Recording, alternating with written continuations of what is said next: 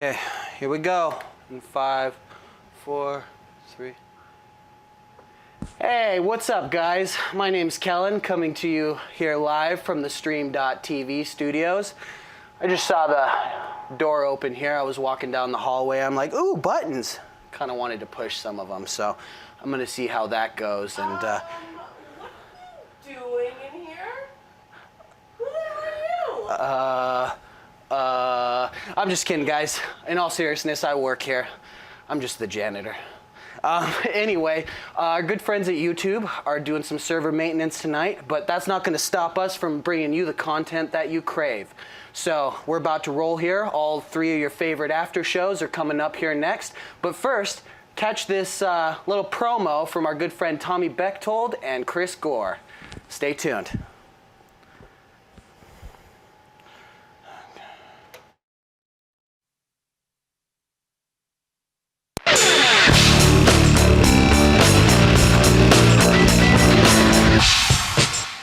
Hey, I'm Chris Gore. And I'm Tommy Bechtold, and we're the hosts of Geek 360. Don't miss our Christmas special, Thursday, December 11th, only on theStream.tv.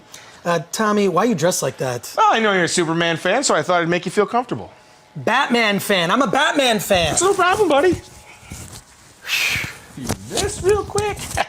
Much better. Watch Geek 360 Thursday, December 11th at 9 p.m. only on theStream.tv. Much better. Thank you. Oh, you're talking about the shirt.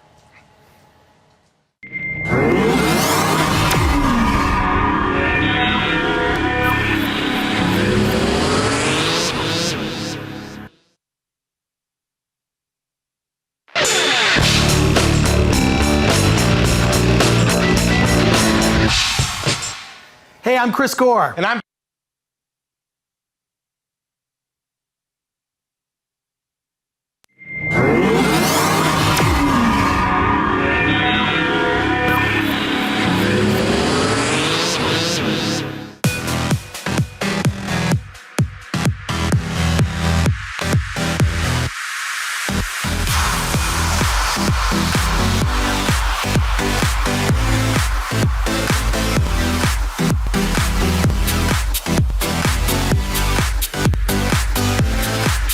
Just in case you missed it live. In case you missed it live.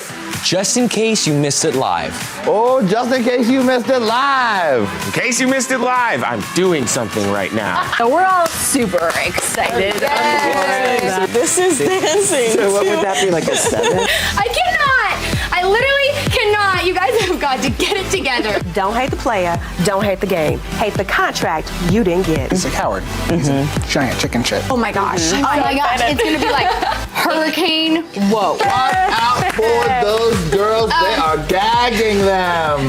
Hold the phone. Hold on. Bro. The more brutal you are, the more power you have. Right. That was sexy. It was hot. It was heated. I was into it. You are going to be the most high-paid hooker in the world.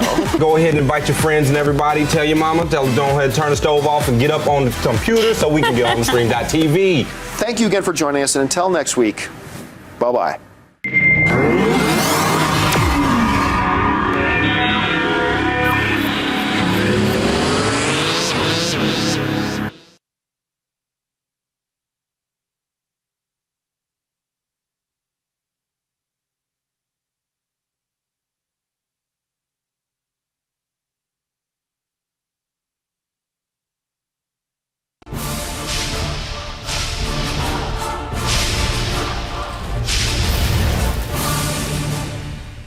Hey, yo, what's good, Flash fam? Welcome back to another Flash After Show right here in your favorite spot online, theStream.tv. What is up, everybody? I am the hype guy, Dylan Landon, and we just went through episode 9, The Man in the Yellow Suit. Woo! I know everybody here has got a lot to talk about, and this guy could not even keep it in his pants. I'm just telling you right now. Oh, well, of course, Devon, the #1 Flash fan of all time. This was my new favorite episode. I've been waiting for them to fight the man in the yellow suit. Woo! Hello guys, what's up? Lauren May here. Have to say that it was not only an emotional but also epic episode tonight. Super excited to talk about it. I have some shout outs. I'll do those later because they're on my phone. Hey guys, how's it going? It's Jack here. I'm not gonna lie, I wasn't sure what was more entertaining tonight. Watching Devon get overly excited about this or the actual episode. It was brilliant, guys. Close call. Yes, quite close call on that. I just want to start this after show by saying, wait, what? Like, what? So let's start with the end of the episode and work backwards because we just saw Harrison Wells kind of go like, whatcha, with the ring and open up this secret compartment to reveal the yellow suit. Should we save the best till last? What is the best? Go for it now. Harrison Wells opening up the suit. Well, that's what I just was saying. Yeah, I was in the middle of saying it. I agree with you. I agree with you. I was in the middle of saying it. Yeah, we do need to talk about that first, I think, because then that kind of explains like. Yeah, I mean, it's a must-talk-about moment. So we see Harrison Wells reveal the yellow suit and speak the same way the man in the yellow suit was speaking all episode. So does that mean that Harrison Wells is the man in the yellow suit? Well, it doesn't necessarily mean that yet. Okay, but it does take a huge leap in the direction of my theory about not trusting that man in the wheelchair. You knew it was going to get there. And he had a ring. Only 3 people I know have the ring. Barry Allen, Bart Allen, and Wally West. I'm not saying that he's one of those other 2, maybe from the future or whatnot. I'm not saying that, but I'm saying something could have happened somewhere for him to get a ring because, I mean, it's a lot. It's a lot. But now we see that the suit has the ability, and he obviously has, something. But he needs a suit. That's Reverse Flash. That has to be because Hunter Zolomond's a whole different thing. I think if what it's happened? possible. Yeah. Right, okay, so I think that if it's possible that Dr. Wells and the Flash, that he can not the Flash, but he can exist in both the future and the present at the same time, then I think it's possible for him to be the Reverse Flash. Because obviously we saw in that scene that both Dr. Wells and Reverse Flash were both there. But if they can both exist in the same time zone or whatever, then also the suit can exist in the same time as well, which clearly that's the only way that Dr. Wells would have gotten the Tachyonic. Thank you. That's the one I was Right, that was the silver thing that he placed on the chest of the yellow suit. The tachyon particle machine. So, I mean, it's still possible that Harrison Wells is not the only Reverse Flash or man in the yellow suit, being that there was the man in the yellow suit and Harrison Wells at the same time, even getting beat up by him. So, was that the Harrison Wells from the future? Was it the exact same Harrison Wells? Or maybe it was someone else, like maybe it was Eddie. Because at the time when he popped all those cops and then he just stood toe-to-toe with Eddie, and I think he was like, I know you.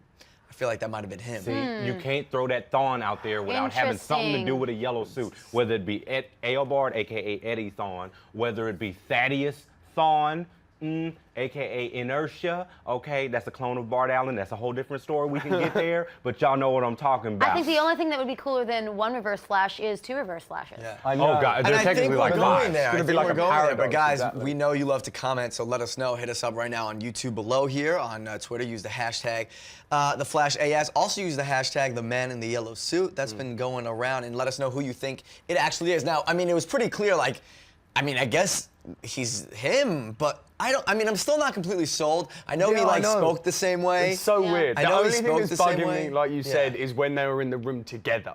Like, how did that happen? Can they have like? Well, that's what I'm saying. Are they allowing if that's possible, right, if that's a possibility, that's what's then bugging me as well. Like, what is it? How did he do that? Because someone's saying one of us mentioned he'd given the suit someone else so that he could use it as a cover.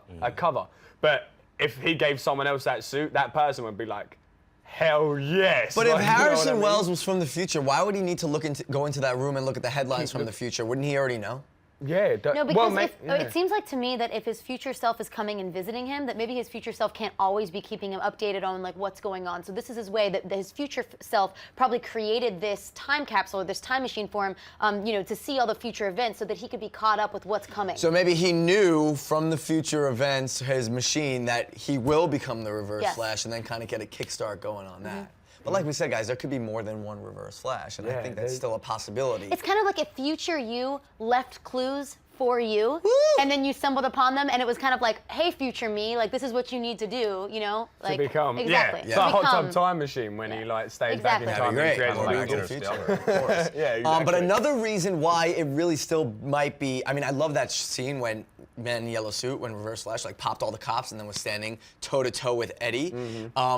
Now Iris knows how Barry feels about her, and we know from Flash history, guys, that Iris and Barry are a couple. So, the way I'm seeing it play out is that within this future that will continue to happen. She definitely seemed affected, by the way. Oh, yeah. She definitely seemed like what Barry said to her really meant something. I felt. I'm just letting you know right now, not only Barry has everybody's support. His daddy been locked up for 14 years, and he's like, I even know you like Iris, and all I've been looking at is male-on-male contact for the last 14 years.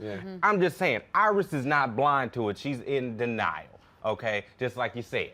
And I'm just saying, Eddie's done. Well, it's also He's one done. of those things like, you know, if you're a girl and you're getting shut down or getting no response back romantically from a guy that you're into, at some point you got to give up. I mean, at some point, I don't think it started that she was ever. They were best friends and said with kids though. Like it's like I said, it's like growing up with your sister. Like you can't put that out there. No, Like he can't just throw it out there like, hey, I've fallen in love. Like, you know what I mean? Maybe Barry doesn't know it right now, but affect Iris is going to end up with Barry, and having Iris be taken away from him is only going to propel Eddie to be his arch nemesis even stronger. That's what I say that. But Lauren, since you are the token female on the panel, what do you think? How does Iris feel right at this moment?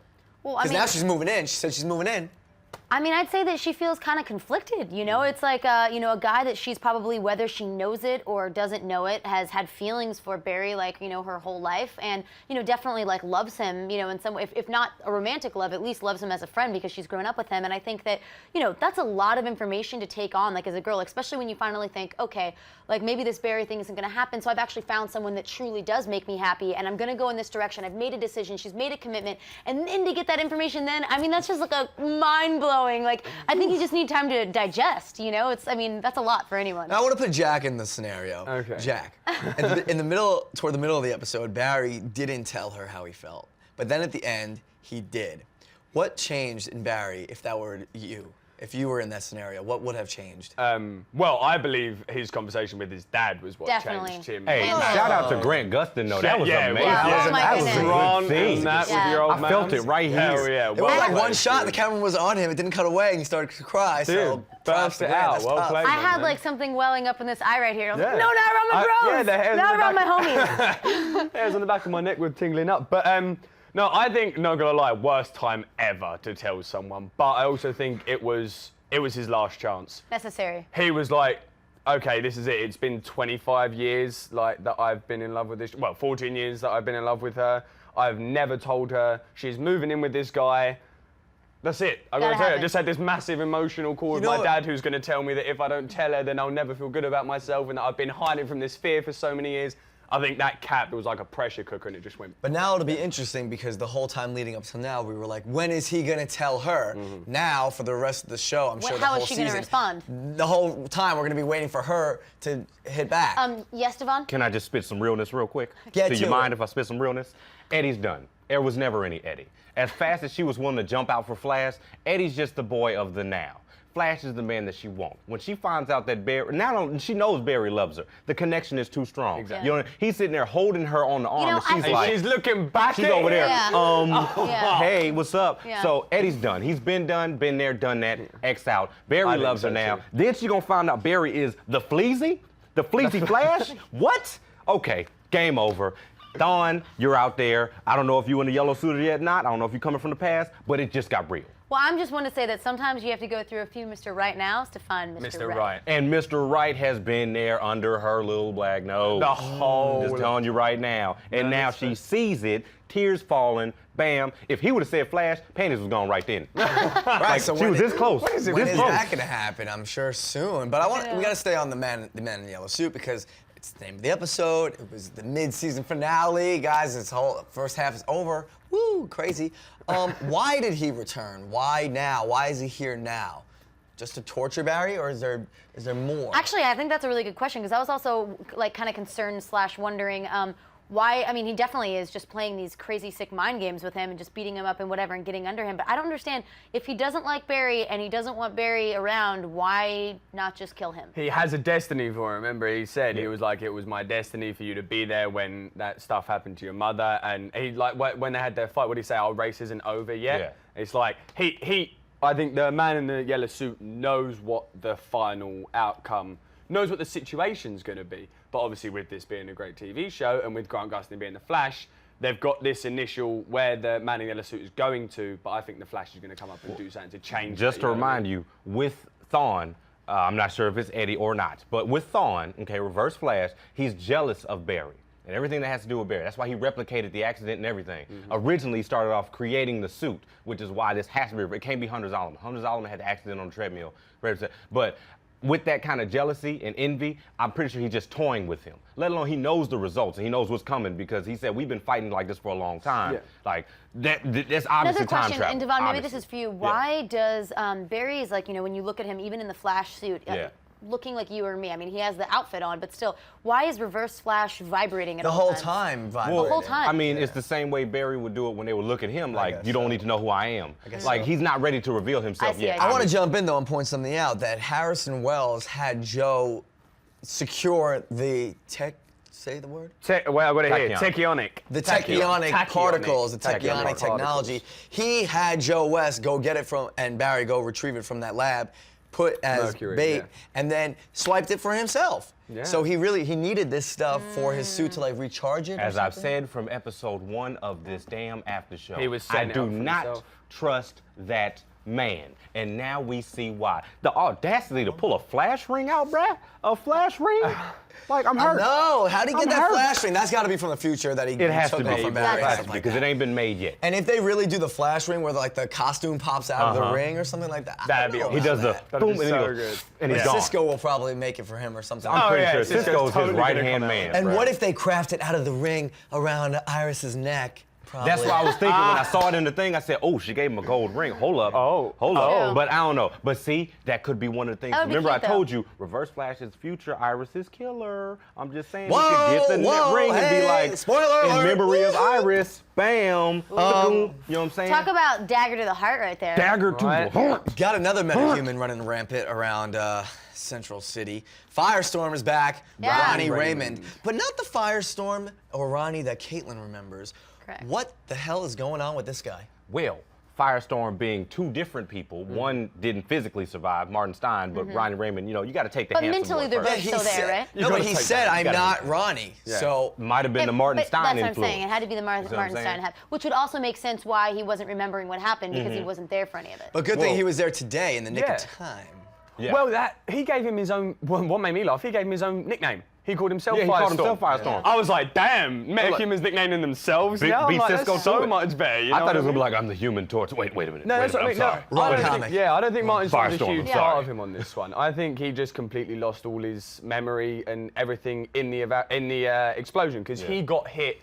I'm going to assume he got hit Harder the than hardest, anybody else. Yeah. more than anyone else. You know what I He mean? vaporated. He, I mean, he got he vaporized. vaporized. Vaporated. He got He was vaporated. In the words of So Dylan. where do you see the Firestorm character going, Jack? I see him being almost, we were talking about the Flash having a sidekick. I feel like Ronnie is going to be the Flash's vigilante sidekick. Stop hunting me down. Like, they don't want... He'll just do his own thing. He'll be there at the right time because he's going to be in the right place at the right time no matter what. Like he was then. Like, how on earth did Ronnie know they were there and how on earth did he turn up at the right time to shoot the guy off of him? Out of respect for Firestorm and his legacy, though, I can't call him a sidekick because he's pretty much his own man. No, I agree with you. No, I'm not calling him a sidekick. no. That's While what I'm saying. He's going to while be he's like getting his... his wherewithals, he may just be kind of like assistant. He's going to be helping, like he's going to show up at the right place, right time. But it's going to come to the point, I think, where Ronnie, they do help Ronnie. I was and happy I to think see he him will fly. be able to. Very rare. That was weird. That was cool. That I was liked it. awesome. I but mean, we weird. know Human Torch from Fantastic Four, but very rare are good guys like Fire. Yeah. Pyro, Pyro. Well, Pyro and X-Men. Yeah, bad but he's guy. bad guy. Yeah. Most of the time, Static Shock. Yeah. You know, He a Hot Streak was his Hot name? Streak. New casting alert right here. Hype guy is Hot Streak.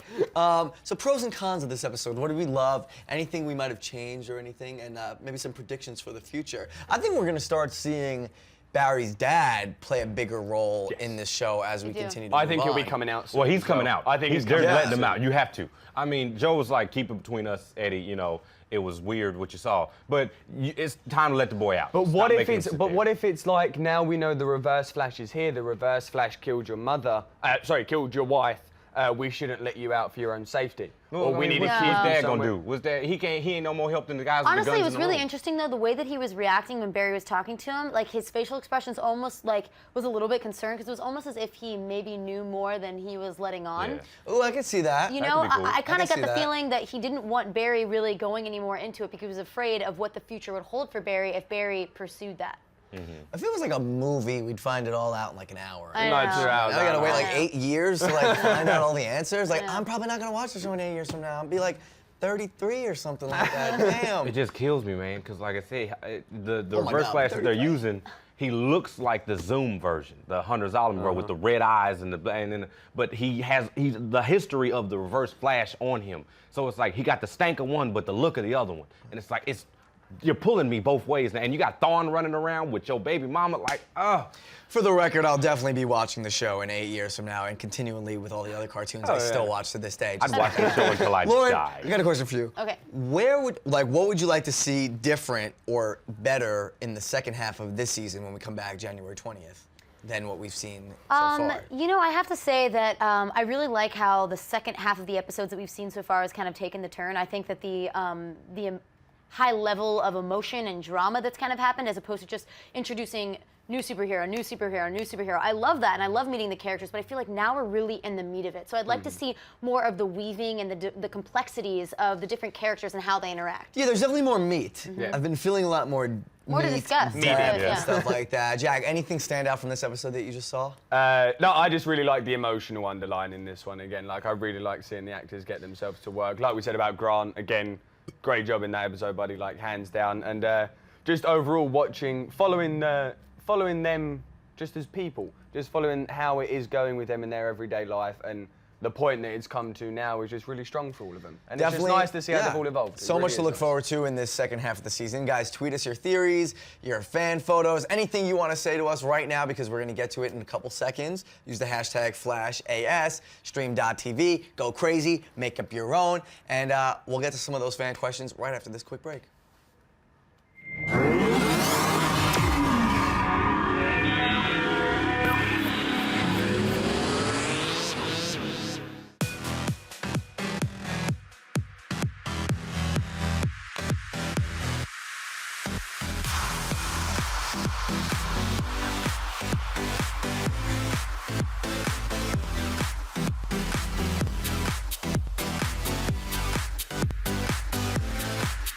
Just in case you missed it live. In case you missed it live. Just in case you missed it live. Oh, just in case you missed it live. In case you missed it live, I'm doing something right now. We're all super excited. Yes. This is dancing. So what would that be, like a 7? I cannot.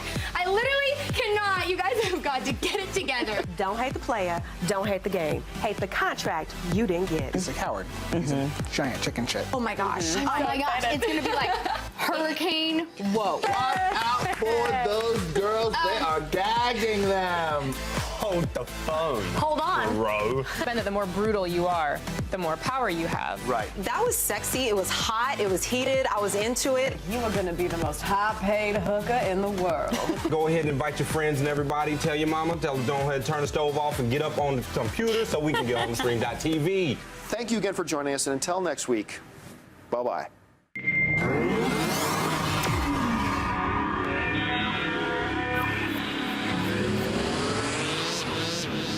Thank the Lord you're still here. Whew.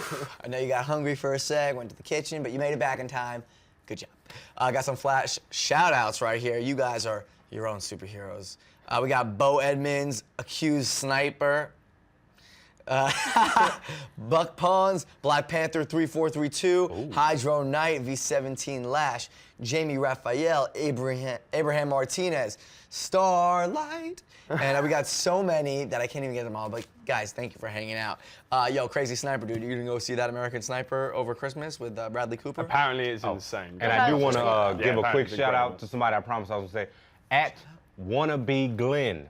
All right, what's up, man? We were talking just now. He has a shout out. There you go. I promised one too, so I got one. Mine is at bar_S10.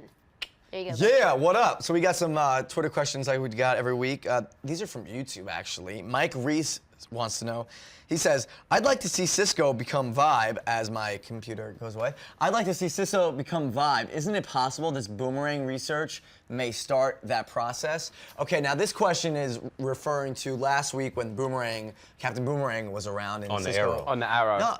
No, Flash last week, and then Arrow as well. They had the boomerang They touched there, on it on. But then if you guys caught the Arrow episode of the Flash crossover, yeah, Boomerang was there and Flash did his thing. Right. So Cisco got involved with the Boomerang and the technology. So Devon, do you think the technology from the Boomerang will help Cisco become Vibe? I mean, not necessarily.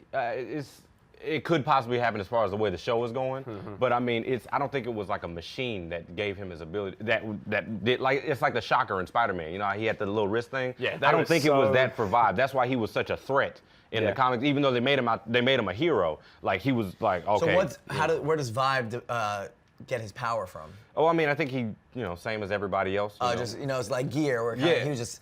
Larry was just covered in it. That it just. I don't know. I don't think they're going to bring Killer Frost into it. Well, Killer Frost is a maybe. I think Killer Frost possibly because they're focusing very hard on Caitlin's relationship with Ronnie. So but I don't think they'll do Vibe. It's not something I think that's going to happen this season. No, not at all. But I honestly don't think Cisco's going to become Vibe. I think Cisco's going to stay in Star Labs. Like I think if worse comes to worse, Cisco's going to take over Star Labs. When Harrison Wells get caught, it becomes Cisco. Like we said, we got plenty of time. The show's a hit, baby. The show's a hit. It ain't going anywhere.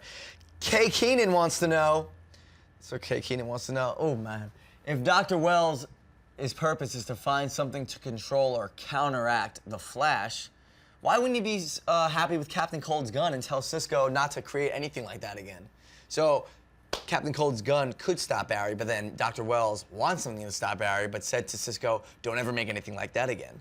How does that make sense? I mean, because like I said, it's Harrison Wells is really a shitty person in a wheelchair who's faking us all. So now we see the realness. That gun could affect him too, maybe. Exactly. Harrison Wells doesn't want him to create anything that's going to stop the Flash because he's the reverse Flash. So that means shit. Now you can stop me. Well, also too, creating something that could stop the Flash. I don't think Harrison Wells definitely doesn't want if he's sanctioning it and knows about it because if he has control over it and nobody else does, he has weapons that can then hurt the Flash being the reverse Flash. So that's beneficial to him. However, if people are creating things that could harm the Flash without his knowledge, and then it's because he doesn't know when things are out there. He doesn't have his control. He's such a power. It's all about control. All about control. Some new question from Twitter. Jace Allen wants to know, when are we going to see the Speed Force?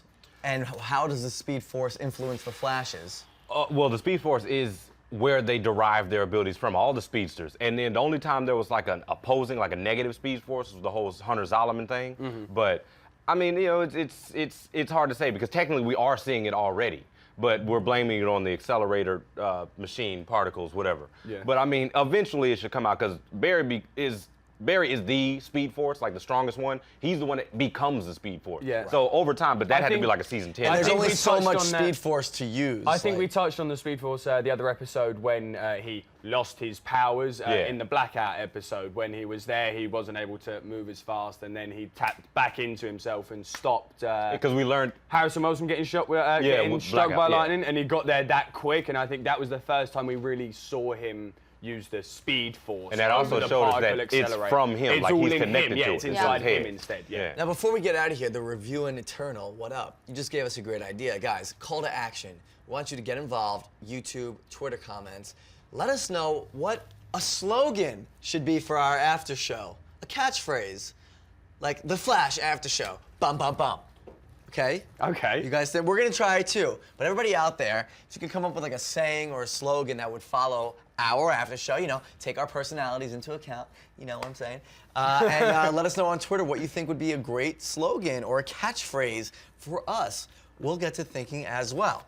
Now, it's done. First half of the Flash season in the books, guys. We're going to take a quick break. Holidays are coming up. What are you doing over the holidays, Lauren? Any plans? I got some plans, guys. Like? I'm going to Florida for Christmas. I can't wait. That's where I'm from, Tampa Bay. So I'll get some moderate climate there. And then I'm going to Japan for New Year's. I'm actually going to be performing there. Yeah, I'm singing. So yeah, to all the Flash fans out there, our Stream.tv fans, I'm a singer as well.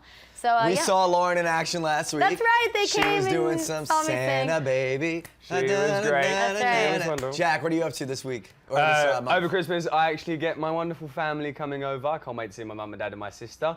And yeah, we're going to have a Christmas dinner in Los Angeles. It's going to be, I would say it's weird that we're going to be in the heat having Christmas, but super excited. I can't wait to see them and spend time. Literally thousands of miles away. Literally thousands. Literally thousands of miles. Devon, happy holidays. What do you got on the docket?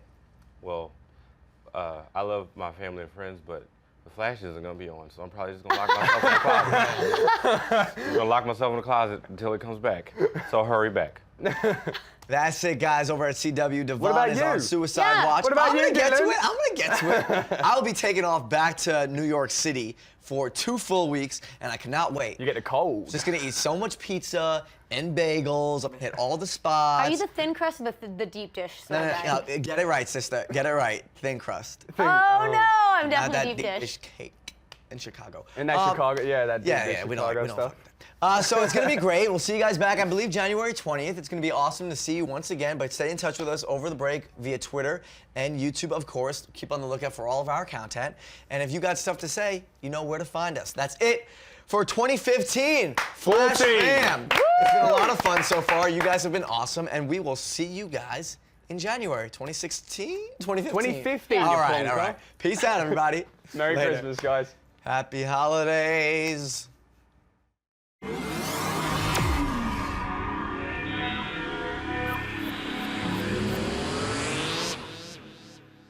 Those guys are funny, huh? God, they talk a lot. Anyway, all good stuff, right? So next, we're gonna go to Agents of S.H.I.E.L.D. Wow, I can't talk to. I know. Anyway, we're going to Agents of S.H.I.E.L.D. after show next. But first, here's a little promo from Geek 360, and also just because we love you guys so much, a little sneak peek. Well, not sneak peek. All right, rerun. All right, I'll be honest. It's a rerun from Arrow After Show, the Stephen Amell episode. The one and only Arrow was on our show. Just right here. Next.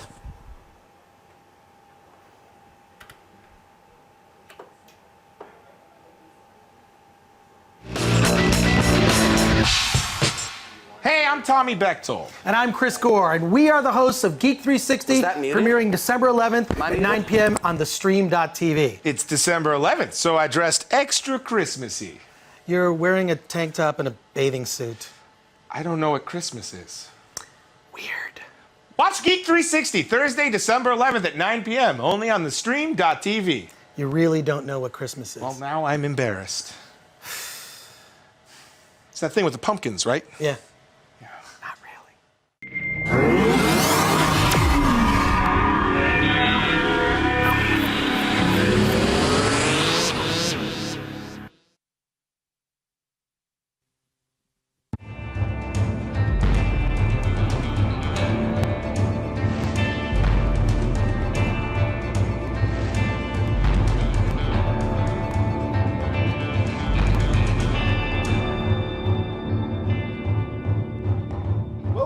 Salutations, everybody. Welcome to the Arrow After Show here on the Stream.tv network, where all we do is talk Arrow and everything Arrow. I'm your host. My name is John Campia. Thank you so much for joining us for this average, ordinary, nothing unusual episode of the Arrow After Show. Let me first introduce my regular co-host. First of all, sitting on my immediate right, Miss Corey. Corey?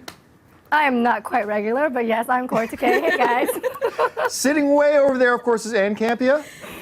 Hey everyone, I'm Ann Campia. I'm ready to hood up and talk about episode 6, is it? Episode 6. It is actually crazy how much that term has now caught on. I have so many people tweeting me with So hood happy up. I have a term that has caught on. Yes, for the first time ever. And of course, we have a special guest tonight, a guy who is loosely associated with the television show Arrow. Mr. Stephen Amell is in with us tonight. Stephen, how you doing? Where am I? How did I get here? Yes. Hi, guys. And we actually got a studio audience with us tonight here who've come in to see Stephen. Hello, studio You're audience. beautiful. And there are a bunch of beautiful people. Woo! So, listen, we got a whole bunch of things. Now, you know our normal routine, and we are going to stick to as close to normal as possible. We're going to talk about tonight's episode. We're going to talk about our positives. We're going to talk about our negatives. And we're also going to talk to Stephen and get some of his impressions. But before we get to that stuff, 2 things I needed to bring up with Stephen. First of all, I thought this was great because at Comic-Con this year, we had Manu Bennett with us on our panels at Comic-Con and whatnot, and we were sitting around, of all things, a campfire in the middle one night. Why? I know, there's a long story that goes into that. But I remember I asked him, I said, so what's Stephen like? And he said this, I thought this was really telling. He said, I'll tell you this about Stephen Amell. He said, you will never find a guy who works harder for his show than Stephen. And when you look at what you do, not just on the show itself, but with the fan community surrounding it, that speaks a lot. Like I was told the story last week, the first time you and I even spoke, we were doing the Arrow After Show live, and people started writing in on the live chat board, John, Stephen Amell's trying to get a hold of you.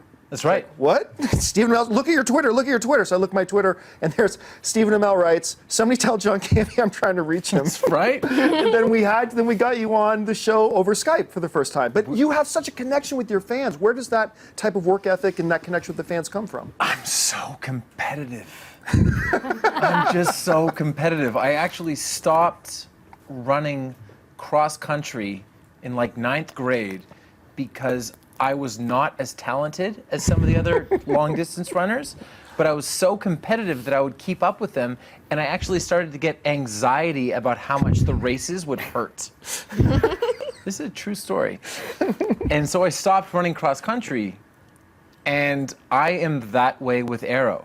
I'm never not going to be able to care. I quite literally want it to be the best show that has ever been on television. And I will always strive for that. And here we are. We are me. Because I remember that whole sequence. I tweeted you, you replied to me, I followed you, we DM'd. Yep. We did the Skype. This is all throughout the course of what we're doing right now. And then all of a sudden I was on the show. By the way, that's how most of my romantic relationships started, just so you know. And true. Care to comment? True. Now listen, I want to go into a whole bunch of stuff. By the way, guys, if you are watching us live, we use the hashtag Arrow After Show. If you have a question for Steven, start tweeting them in now using the hashtag Arrow After Show. Anna's going to be monitoring the Twitter stream. We're going to get to that a little bit later after we talk about tonight's episode. But there is one huge elephant in the room that you and I have to talk about. And it's great seeing how you are such an advocate for the show. That makes you the perfect guy for this. Okay. All right, here we go. We talked in the car on the way over here. I mentioned that my all-time favorite show is Battlestar Galactica, the Ron Moore version. And even with that, I mean, there are issues with the show that I don't like, even though it's my favorite of all time. I think, like an overprotective father, the things I love the most are the things I'm the hardest on. Okay. There is, as Arrow is one of my absolute favorite shows on television, there is one thing that I just don't like at all.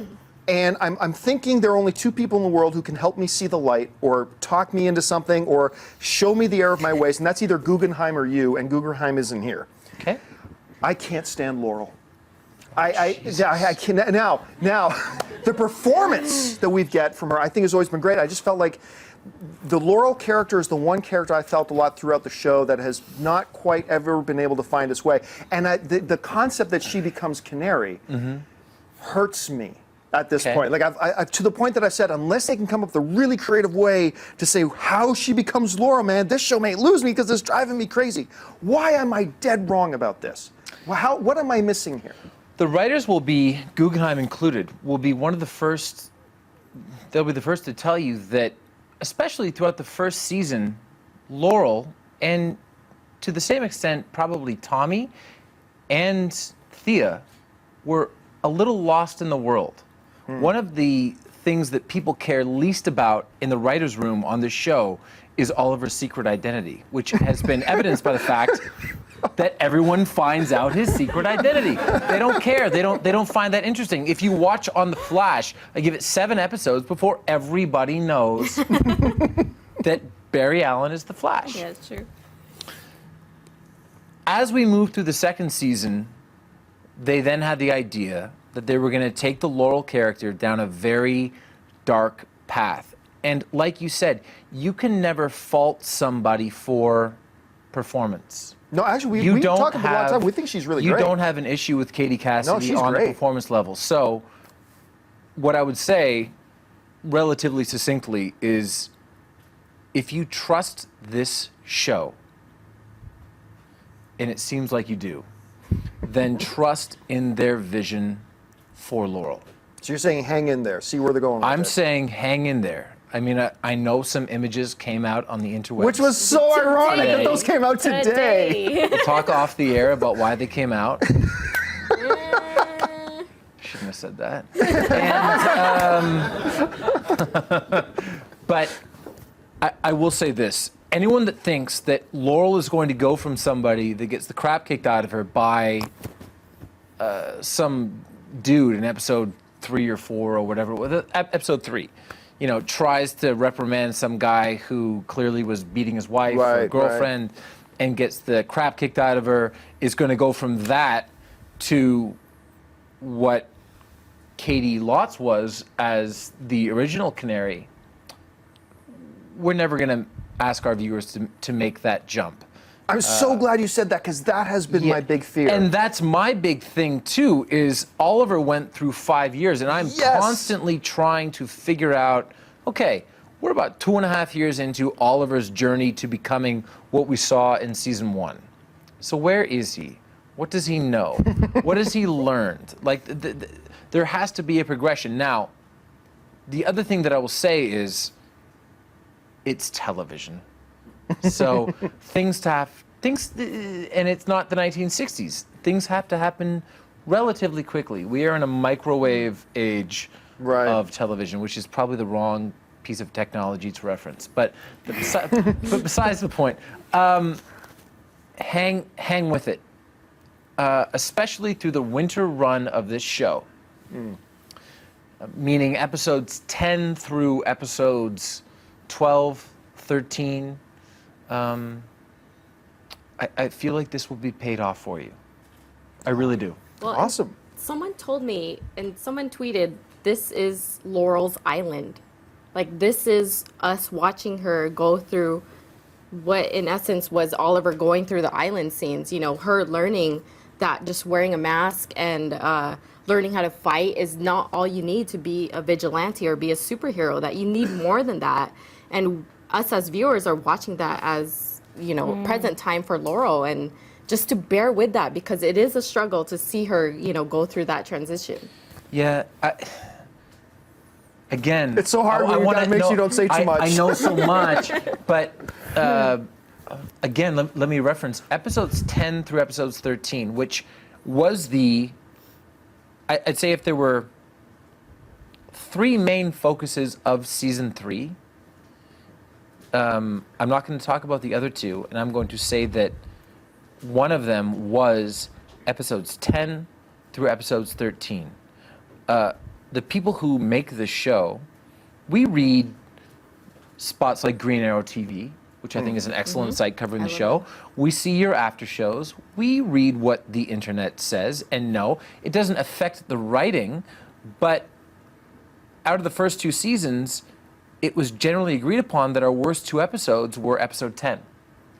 So the writers and the producers took it upon themselves to make sure that we had an interesting, different stretch of episodes that will kick off our winter run before we get into the absolute bananas crazy end of the season stretch. And, we are now most of the way through episode 11. I just read 12, or we have the table read for 12 tomorrow, and we've done it. We've changed the show, and we've given it a breath in the middle of the season. That sounds awesome. It's going to be good. You are great at both teasing without giving too much away. One of my favorite messages that Steven ever sent me was, about halfway through season 2, and we had just done what I thought was like one of our best after shows, right? And then I get this message from Steven the next day. Hey, just good show. I just want to let you know you couldn't be more wrong about it. We thought we were spot on with our. Yeah, we felt so good about everything we said. Predictions. Yes, I remember that. So yeah, you were totally wrong. As it turns out, I was. Yep. But I forgot what I was going to say. There was another part of this. I don't know. That was a pretty good statement, though. It was pretty good. We're wrong. It'll come back to me, and I'll let you know. All right. Well, then let's get into tonight's episode then, because I'm dying to hear Steven's opinion about this too. Let's get in. We're going to spend about 10 minutes here on the positives of tonight's episode, the things we thought could have been better about tonight's episode, and then we're going to go into just ours and your questions for Steven and Mel. And we might even see if anybody in the audience here has questions they want to ask as well as we get into it. So, Kaori, let's start with you. Let's start with the positives. What are the things about tonight's episode, which I thought was really great, by the way? Tonight's episode, Vera, what are some of your positives? Well, actually, jumping off what you were saying about just trust in Arrow and even the doubts you have actually makes sense after all. So this episode started off kind of strange to me. I'm wondering, why the heck do we have this lackluster villain? But then it all made sense because it mirrors what's going on with Oliver and Roy. Right. So I thought, once again, the writers did it. They made sense of something that didn't make sense to me initially. So that was a huge positive for me. Do I get to make director's commentary on this? Absolutely. Absolutely. Okay, one of our least favorite things is having a villain of the week. Okay, but it is an absolute necessity when you are when you are asked to make 23 episodes of televisions. Right. The difference is making those villains of the week compatible with the through line of the story. Does that make sense? No, we actually brought that up on last week's episode because we felt like, and we talked about this on the show, we said, okay, this was definitely just a throwaway villain of the week, but they found a way to take this throwaway villain of the week, it was Felicity's episode. Yep. But he became a vehicle to tell a part of the larger story with one of the main characters. That's right. And that's one of the cool things about the show is that while they do use villains of the week here and there, they always use them with a purpose to further the narrative and further the storytelling. I thought was good. And what you were saying is that's what they did again tonight. Yeah, they completely saved the show, turned to 180, and I loved that. I love the little trick arrow with the punching. I want to see more trick I got arrows. so many tweets about the boxing glove arrow. Everybody was writing to me about the boxing glove arrow. Yeah, that was great. excellent. Felicity's lines were always fantastic. She always has really good, kind of like a slapstick comedy going on with her. And I like I love Roy Harper. I really do. So you must have loved the bromance of this episode. I did, and that was my little list right here. The bromance and how he said, "Don't abandon me," and you said never, and I'm thinking he's gonna abandon him. And Anne's like, kiss! No. I thought like it was good. Yeah. You know what? And Roy, I'm glad you brought up Roy because Roy. You've had your issues with Roy. I've had. That's a kind way of putting it. Okay. And yet this season, I felt like the writers have found his groove, and now suddenly I feel like he fits into this because to us it's always been the Trinity. Because he fits into the stream of the show now. Yeah. Right? You see? And that's why you have to look, the show is always going to be Oliver's story. Right. So if Oliver isn't interested in people being involved, then unless they're at the spectral opposite, like someone like Malcolm Merlin or Detective Lance, they're always going to feel like they're on an island, no pun intended, on the show. Roy is now someone that when he looks at Oliver and says, "Don't abandon me," and Oliver says never, he really means it. So all of a sudden he begins to work on the show. And that is one of the reasons why you have to have faith. Yeah, because to me, Roy has always felt like a wrench in the gears, and then suddenly this season they found a way, to me, to feel like one of the things that is moving the engine along, which has been such a great transformation. I enjoyed it a lot. So, Anne, let's go over to you. What are some things you liked about tonight's episode? I really enjoyed that a lot of the first 6 episodes have been character driven. Yeah. Right? This episode, we've seen that Oliver has not been the first vigilante in Starling City. Yeah, that was really cool to see. Right? Ted Grant was kind of the first vigilante in Starling City, and we got to see that in this episode. And so we are getting a glimpse into the past of Felicity, of Diggle, of now Ted Grant, and we are seeing, what is motivating these characters to be who they are today. And so I like that about this episode. I like the camaraderie between Felicity and Roy. Yeah. I like that he feels comfortable to confide in her, and that he, without telling him the secret right away, was like, "Hey, Felicity, I kind of feel like you should take my blood and figure out what's going on, And then later on tell her, "This is why I'm asking you to do this, because, I've been having these dreams about Sarah and killing Sarah and blah, blah, blah." And so I like that he feels comfortable with Felicity, and that's the perfect character to feel comfortable with. I also like the boxing glove That was so amazing. great. I think a lot of us were like, yes, finally. We've been waiting all 3 seasons for this to happen. So the boxing glove Easter egg was great. I like the mention of Arsenal. Yes. That was introduced so well, too. It felt really organic. It was really organic. Yes, exactly. Boy, it wasn't like out of nowhere. I chewed the dialogue on that one. Did you? Well, maybe that's what we should call you. We should call you Arsenal. No? Arsenal. I don't know. You delivered it pretty well. Thank It you. was believable. So I like that. And stunts. I will never, ever forget the stunts in this episode, particularly where he was on the motorcycle and he shot the arrow at, I don't know what Ted Grant's best friend's name is, but the other red arrow. He shot the arrow at him. It was amazing. Didn't I say, though, because he dodged it, right, and went to the seat, and I said, and that's how Laurel Lance became paralyzed. Because the arrow went like right into her seat. Oh, jeez. He's rough. He's rough. Missed her. Yeah, I it must didn't say have, that. or it didn't go all the way through. It didn't go all the way through. But yes, the stunts were amazing this episode. I thought like the explosions and everything were enough to keep it like a dialogue-driven episode where, you know, you're learning a lot about Ted Grant. You still got a lot of action in it. It was still a very heavy, good episode for the fans. The things I liked about tonight's episode, you mentioned it already. It felt character-driven, and it was nice to get, as I start this season to come around on Roy, to see more focus go on him, and get more reason to have faith in the character and the direction they're now taking with him, and that's really exciting to me because that's been a weakness for me in the show up until this point. I like the fact that they're now starting to give background to the setting. We've gotten a lot of background on the different characters, but now they're starting, I feel like with the introduction of Wildcat and stuff like that, they're now giving us background to the city itself. And they're giving us background to the context of the story. And now we start to see that Oliver isn't on an island, to use your pun again, this is the first guy to want to look out for the city, despite how much of a mess that the city's been in the past. I've really liked that. I always love Felicity. She's become, well, her and Diggle have always been my favorite auxiliary characters in the show. But every week we get new reasons to find them to be our favorites. And she, once again, is just incredible. Actually, the Laurel thing aside, it amazes me how well this show does female characters. And because they've all been so diverse, yet strong, independent, whatever. It broke our hearts when Moira died.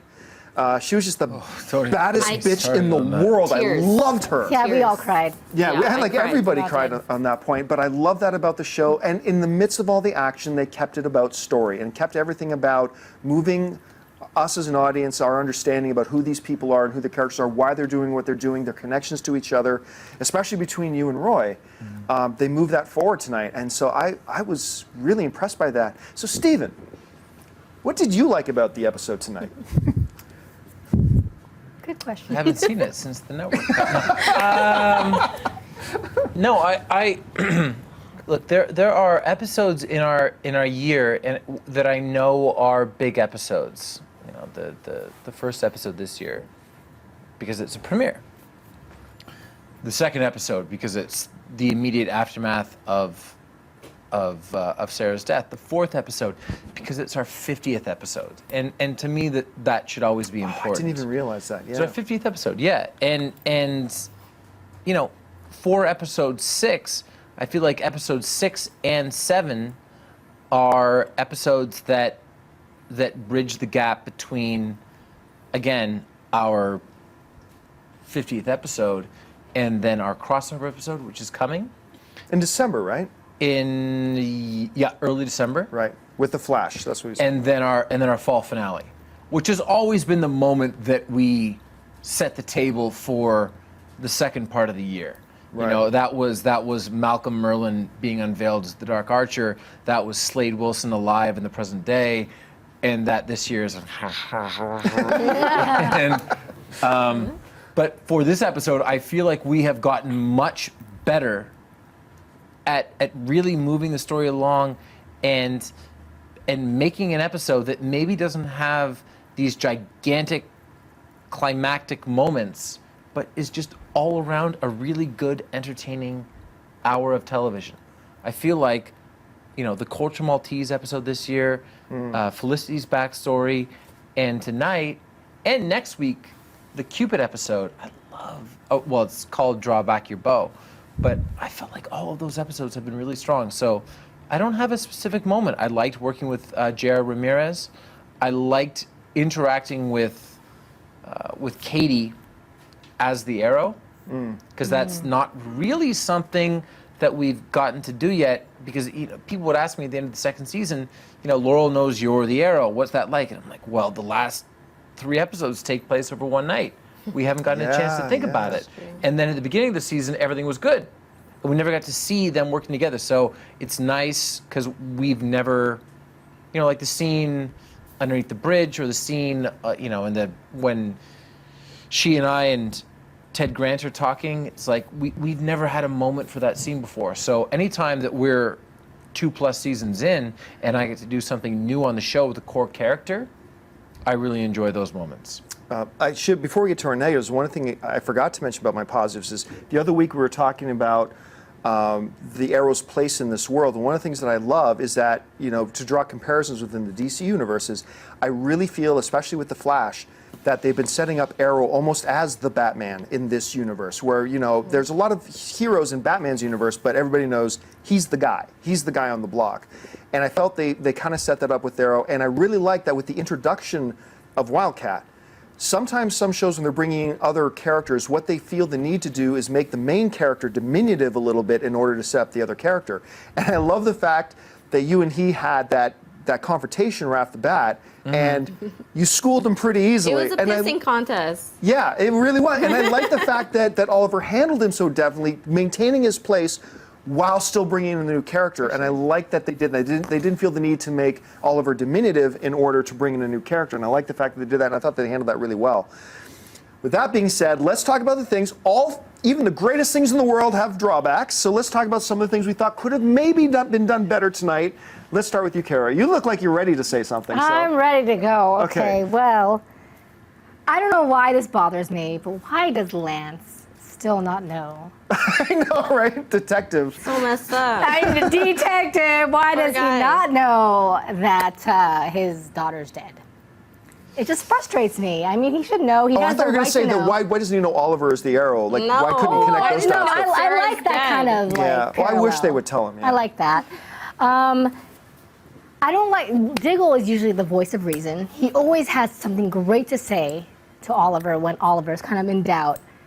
But in this episode, when Diggle's pretty much telling Oliver, you gotta ditch Roy Harper, I did not like that, because we want to believe that Diggle will tell him, you gotta keep him. And it just kind of... And Diggle was okay with Roy when he killed the cop because he understood it was the Mirakuru. Why didn't he understand that, hey, this could be Mirakuru still? So that kind of frustrated me a little bit, because I want Diggle to be pro Roy Harper, because I love Roy Harper. She really does, I really like a do. lot. I think Diggle was just doing what he does quite often, which is, being the devil's advocate. Well, he does do that a lot. Why leave Roy Harper by himself? Roy needs help. We all know this, right? Okay. Well, something bad is going to happen. And then the backstory, when it comes to the history, we're still not getting enough, in my opinion. Like, I feel like I want to see more of the backstory of what's happening with them, with the Japanese folks. So that's kind of, those are my negatives. Like, that's a slightly slow-moving train. That's also, we're not on the island anymore.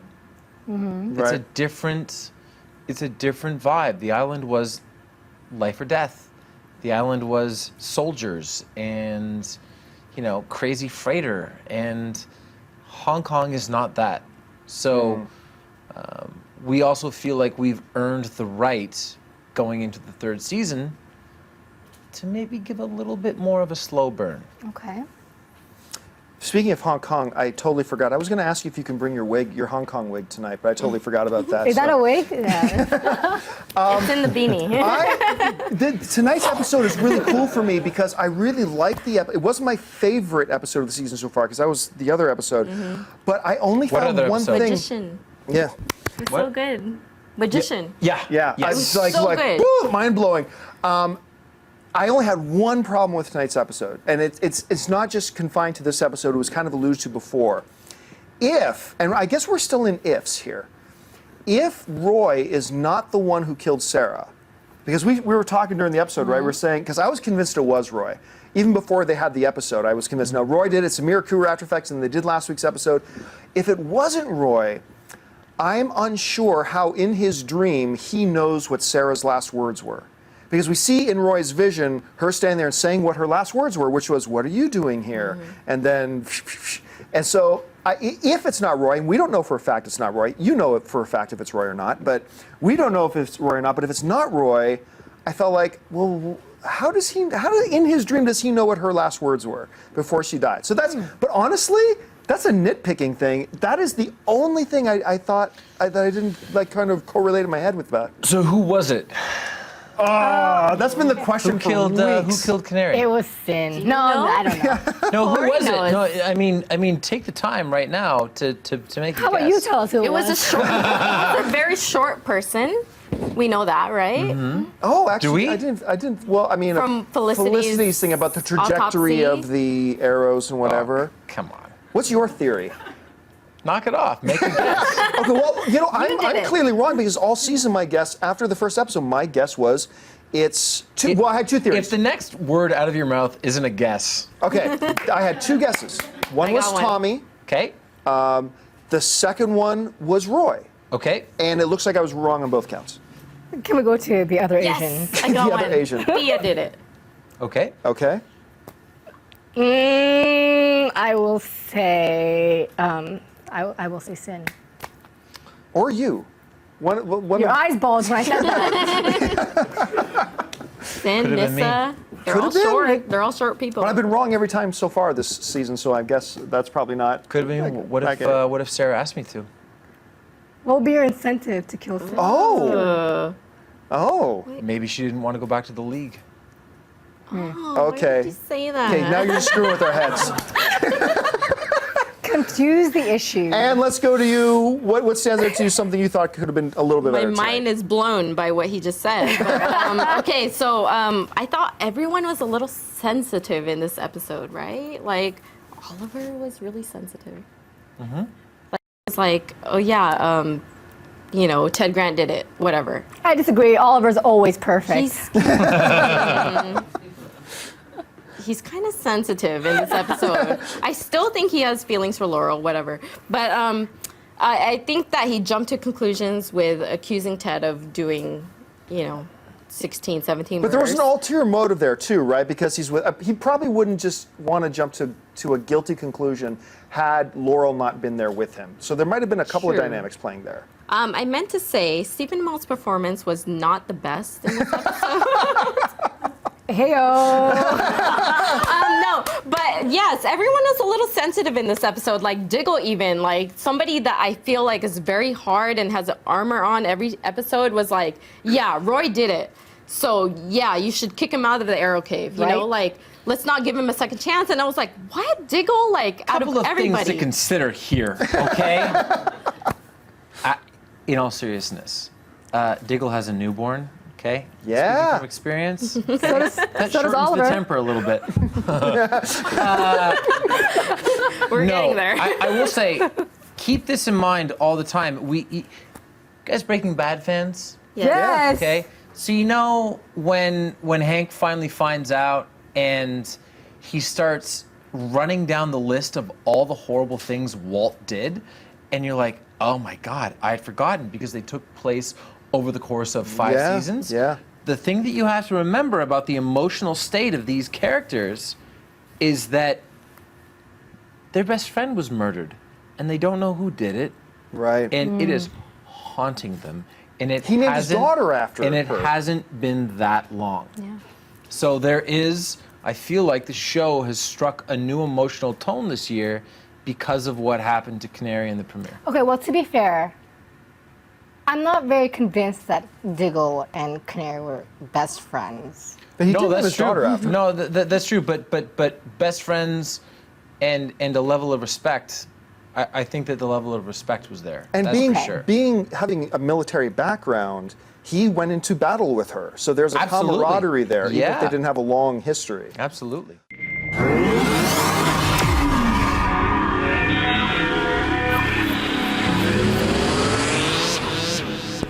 Holy shit, that was fucking cool, right? Anyway, guys, we're here live, stream.tv, Hollywood, California. Crap are you still doing here? I told you, I'm pushing buttons tonight. Get out! Nobody wants you. Fucking sound people, right? Anyway, stay tuned right now. Agents of S.H.I.E.L.D. after show with all your favorite Agents of S.H.I.E.L.D. talker people. You know.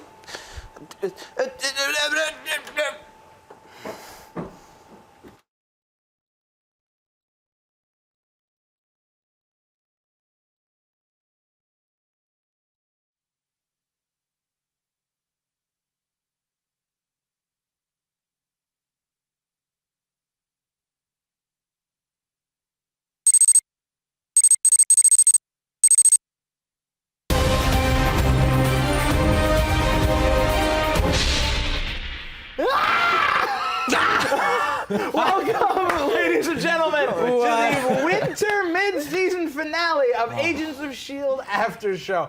I'm very loud. As always, I am your host, Kevin Becker.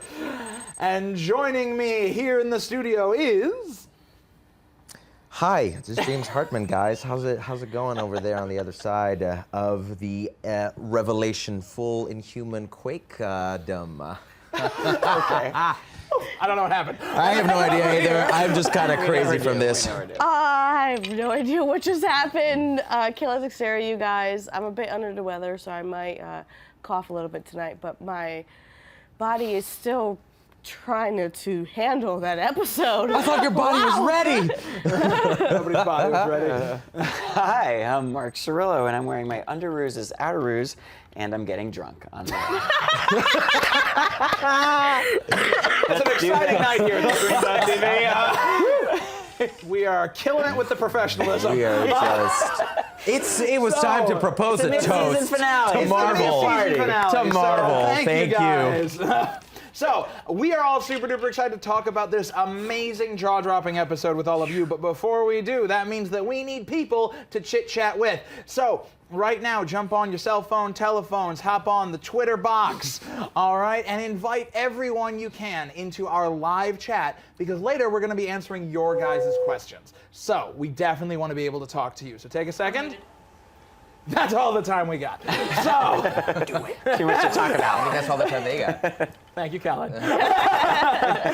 All right, so we are going to go ahead and get started. The big thing about this episode is the final reveal that Skye is, in fact, Daisy Johnson, a.k.a. Quake. Yep.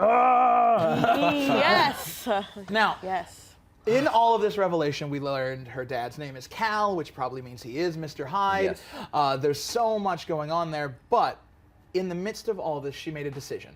She made a decision to let her dad go when he was whooping on Coulson. Do you guys agree with that decision? Being with everything that we learned about her tonight, everything she's been through for the last season and a half, do you agree with her decision to let her dad go? I mean, I don't think she would have ever killed him. Like, he's her only actual biological family, and regardless of whether he's messed up or not, she still somehow loves him because he's the first person who gave her full truth from the very beginning, from the get-go. He didn't lie to her. Yeah, you know, nothing. he didn't lie to her, and that was the biggest thing with Skye's character. Everyone's always like went around the truth with her, you know. Yeah. And, he didn't, And she could always tell. He told it. Yeah. He said it straight up, you know, straight up how it is. Everybody has lied to her. Everybody from the team has lied to her. May has lied to her. Every single person on her team has lied to her. Or but withheld her the dad truth, never if did. not blatantly lied. Yeah, A lie of exactly. omission is still a lie. Yeah. And I definitely school. think that I definitely think she's going to seek him out. Rather than it was always like him trying to get a hold of her, I think it's going to be her trying to get a hold of him now when we come back from the mid-season. I think she's going to try to seek him out now because he has answers to all these billion questions that just happened. And that is how they set it up, because he was just like, I'll be waiting. Like, I'll be here waiting. Exactly. Yeah. He gave her those wise words that change is terrifying. Change numbs people. Change it just breaks you down. So. But change is good. Change is fantastic. Change is phenomenal. But that's the thing that now that obviously, like, rest in peace, Triplet is gone, she's going to need someone to run to. Mm-hmm. Because who knows what the backlash is going to be. It was just so heartbreaking. That was heartbreaking, and it was amazing how they did it. I mean, when she just, both of them, Raina and herself, just stood there, and then the reveal when she started, you know, and you started see cracking. the tears welling he up started in her disintegrating. eyes. She knew that he was. It was gonna beautifully die. shot. It was the whole thing was just so well done. Yeah. You know, there was been so much backlash from the first season about like the show is whatever, you know, whatever. It's kind of middling and it could be any kind of sci-fi show. But I think this second season especially and tonight's episode proves that that's not the case anymore. This is Marvel. This is game changing. This is huge. So I am so excited, but we're gonna get to that later. Now, the other character who has been a major point in this season, whether or not he's been on screen the whole time, is Ward. And end of last season, we talk about it pretty much every episode, is Ward on a redemption arc. Ward fulfilled his promise to Skye. Ward is now off with the existentially lost Agent 33. Yeah. Where do you think we're gonna go with them, guys? How wounded is Ward? Like, He got shot like, a couple times. Because she is really well trained now. Like, she could have killed him and she didn't. Why did she do that though? I mean, no, I got excited when she did. kind of, Like, I really did. I got kind of happy. sort of I was hated like, Skye for a shoot brief him. second when she did that. Yeah. I mean, Really? I got excited. didn't see. I was on her side. I was not on her side. I didn't want. Why did you shoot Ward? I mean, like I've wanted to shoot him forever. It was that immediate reveal that he wasn't against you, Skye. Like he was trying to help you out the entire time. Yeah, but for her, it's still creepy. It's like, Yeah, you know, he was still you've killed all these manipulating her. people. Yeah, Yeah, the exactly. whole time. You've got to remember that there's a lot of this season we saw that she didn't. Yeah. Like, we saw a lot of Ward, like the interactions, and we know his Right. backstory. All she knows about him is he kidnapped her and he tried to kill Fitz and Simmons. And while we know that there's a lot under that, she's only seen really the negative. And Yeah, that's true. So as much as we might go, don't shoot him. Well, For her, some of us, it seems like took him down. You're not going to pull any of your crap this time. I guess in a way, her shooting him was like a way where it's like I'm in control. Yeah. It's like I'm in control and I decide what is going to happen now, which kind of makes sense in a sense. That's why if I think that's why she shot him, it's because I'm in control. I'm going to decide what I want to do now, and she went after Raina, and that's what she decided to do. And that makes sense, because it's like, I want to just cause you some pain. I'm not killing you, but I've been wanting to hurt you for a long shot him time. a bunch of times. I know, it was But great. she shot him a bunch of times. He had his hand there. She just kept shooting him. But here's it the was deal. brutal. We've seen she's a loved it. good shot. If she'd wanted to, two between the eyes, he would have been down. Exactly. No, but he didn't want him What to. would have happened if he if died, she she didn't didn't want him shoot to die Ward? Like, fast. would Ward have let her follow Raina under that? I don't know. I don't know. Ward is always Ward is in not. love with Skye, and That's a good point. But yeah, I don't know if he Like, would have let her maybe it go. was just to keep him from preventing her to find out, to go where she Did wanted she to go. really? yeah. Did she secretly really want to find out what would happen? Yeah, right. I know. It just came to me. Yeah. I don't know. But it's interesting, and I love that it opens up this extra storyline that we get to follow next season. Because now it's not, ooh, Ward's the bad guy, we go to him for information and then we hunt him down. There's bigger fish to fry, and he's kind of not necessarily their biggest threat anymore. He's gonna go. He's not Hydra. He's not. He's Ward. He'll capital just be a rogue agent. Yeah, He'll just be a he's just rogue agent. Which Yeah. I mean, Which there that seems to be a theory lot has of been now up with from a bunch of him, fans. He's Punisher. No. No, we did that last week. Not really. But speaking of other fan favorites, another character who we got a lot of new stuff that we were mentioning is Raina. So they go down, they get what is, please don't freak out, we're pretty sure a Terrigen crystal. It's a Terrigen crystal. 100% yes. Terrigen crystal. Did you see it? It just like opens up like an orchid or like a clam or something, and then out comes the pearl. You're like, it spreads out. It sounds a little bit nasty or naughty or something like that. But seriously. Your report cards in school says does not follow directions well, does it? No, my report card says finds out very, very intricate words to express things. That's Don't what it freak is. out, instant freak out. Don't freak out. He just says a lot of words. But we see Raina. We saw her eyes were yellow and cat-like. She's got claws. What do you guys think she's gonna be? Well, because Marvel's opening up all of the B-listers. You guys mentioned this right before we went live. Yeah. Right. My immediate thought when it happened was, Okay, so we Tigra. thought, what if it's Tigra? God damn it! Tigra. God damn it, Mark. But I like the cat ladies. I wanted I had to say settle. I'm a cat in my second life, so let's calm down a little bit. No, but I wanted to give James and Kevin this one, but my immediate thought was Tigra when it happened. But I was just like, Tigra's not inhuman, so it can't happen. Right. And then again, oh wait, Quake is inhuman, so that is yes. But Right. Tigra's not inhuman, so what could she be? Right. What is Raina? I have no idea. Yeah, it was weird with the claws and the eyes. Yeah, it was weird. Yeah, like, I mean, what is that? There's Lockjaw is the answer. She's Lockjaw. She's the yeah, dog. she is. She's for the actually Inhumans. Lockjaw. I mean, one of you brought up last week. That's so funny. Mark's losing it. Sorry. One go. of you brought up last week, or it was a fan comment that I read on YouTube, was that Mac and Bobby are starting the West Coast Avengers, and if they introduce Tigra, no, this was No, I thought the same this was a thing. comment on YouTube that I was reading. I read all your comments, you guys, and I saw this comment having this like idea of maybe they're hiding the West Coast Avengers, like them opening that up. So maybe if Raina is Tigra, that could come into play. That's where I went with That it. would Was be- I was that like, would all be I thought was really West Coast interesting. Avengers. Yeah. They could have an extra spin-off Which I'm like, series that is can we West get Coast Wonder Man? Avengers. It could be very, very cool. I'm obsessed with Wonder Man. Let's get Wonder But since we're speculating, Yeah. ready? Let's Yes. keep it going. Let's go. What if Agents of S.H.I.E.L.D. becomes West Coast Avengers? Anyway. Wrong speculation, James. Who? Keep going. And we've been on computers and phones for the 10 minutes between the show and our show, trying to figure out who is this blind guy at the end. So we're there already. We have gone through the points incredibly fast. It feels like because this next point is going to take us forever. Oh, that's true. After this one, yeah. Okay, so Kellen. thank you, Kellen. Thank you. Find the camera. So basically, my thoughts on this matter is that, and Kevin shares similar thoughts, is that this person is Reader. And now Reader is an Inhuman who basically has the ability of whatever he reads, and it's really ironic because he's blind, but he has the capability of reading, comes to life. Comes to fruition. He does. He I know, I does. just thought Kellen that was didn't agree. description There's a of his MacGuffin. power. There's a MacGuffin that lets him read, and everything that he reads. It's called Braille. Comes. Yes. B-R-E-I-L-L.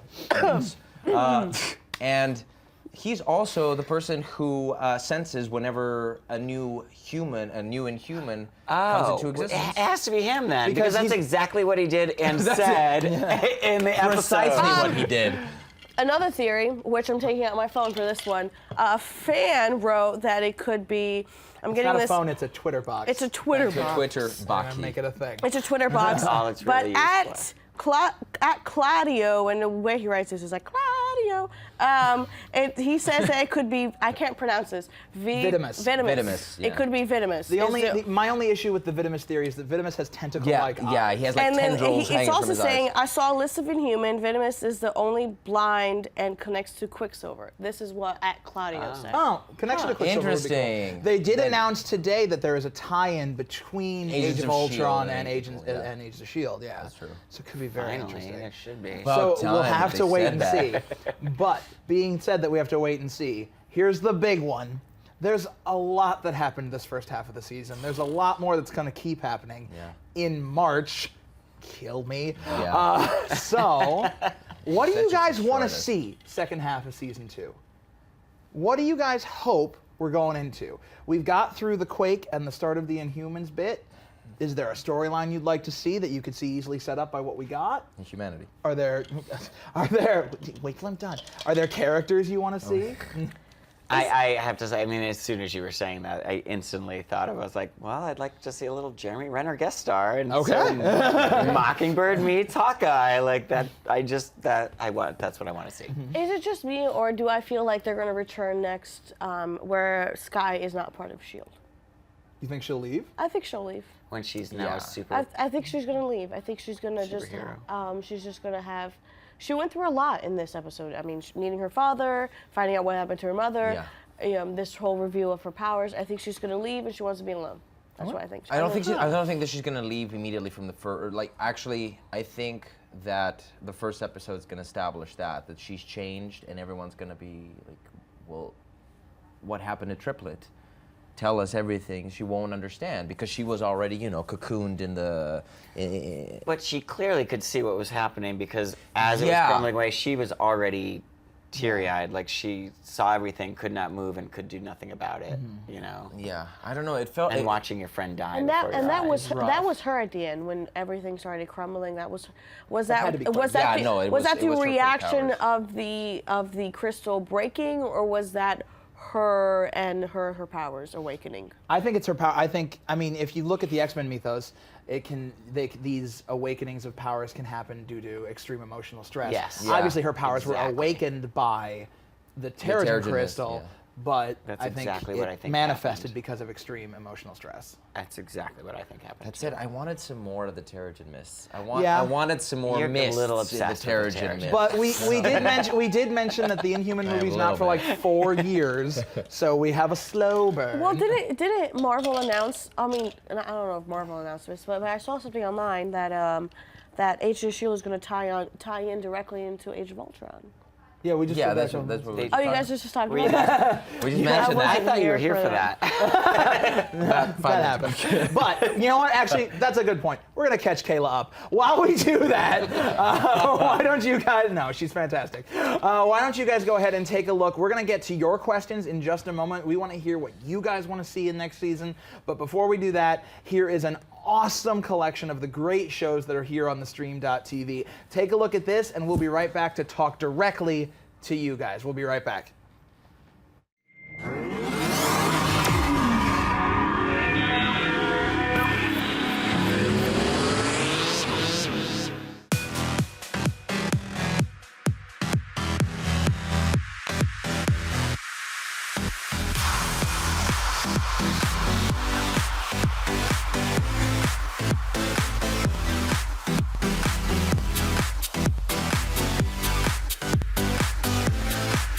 Just in case you missed it live. In case you missed it live. Just in case you missed it live. Oh, just in case you missed it live. In case you missed it live, I'm doing something right now. So we're all super excited. This is dancing. So what would that be, like a 7? I cannot. I literally cannot. You guys have got to get it together. Don't hate the player, don't hate the game. Hate the contract you didn't get. He's a coward. He's a giant chicken shit. Oh my gosh. Oh my gosh. It's going to be like hurricane. Whoa. Watch out for those girls. They are gagging them. Hold the phone. Hold on. Bro. Been that the more brutal you are, the more power you have. Right. That was sexy. It was hot. It was heated. I was into it. You are going to be the most high-paid hooker in the world. Go ahead and invite your friends and everybody. Tell your mama. Tell her don't ahead, turn the stove off and get up on the computer so we can get on the stream.tv. Thank you again for joining us, and until next week, bye-bye.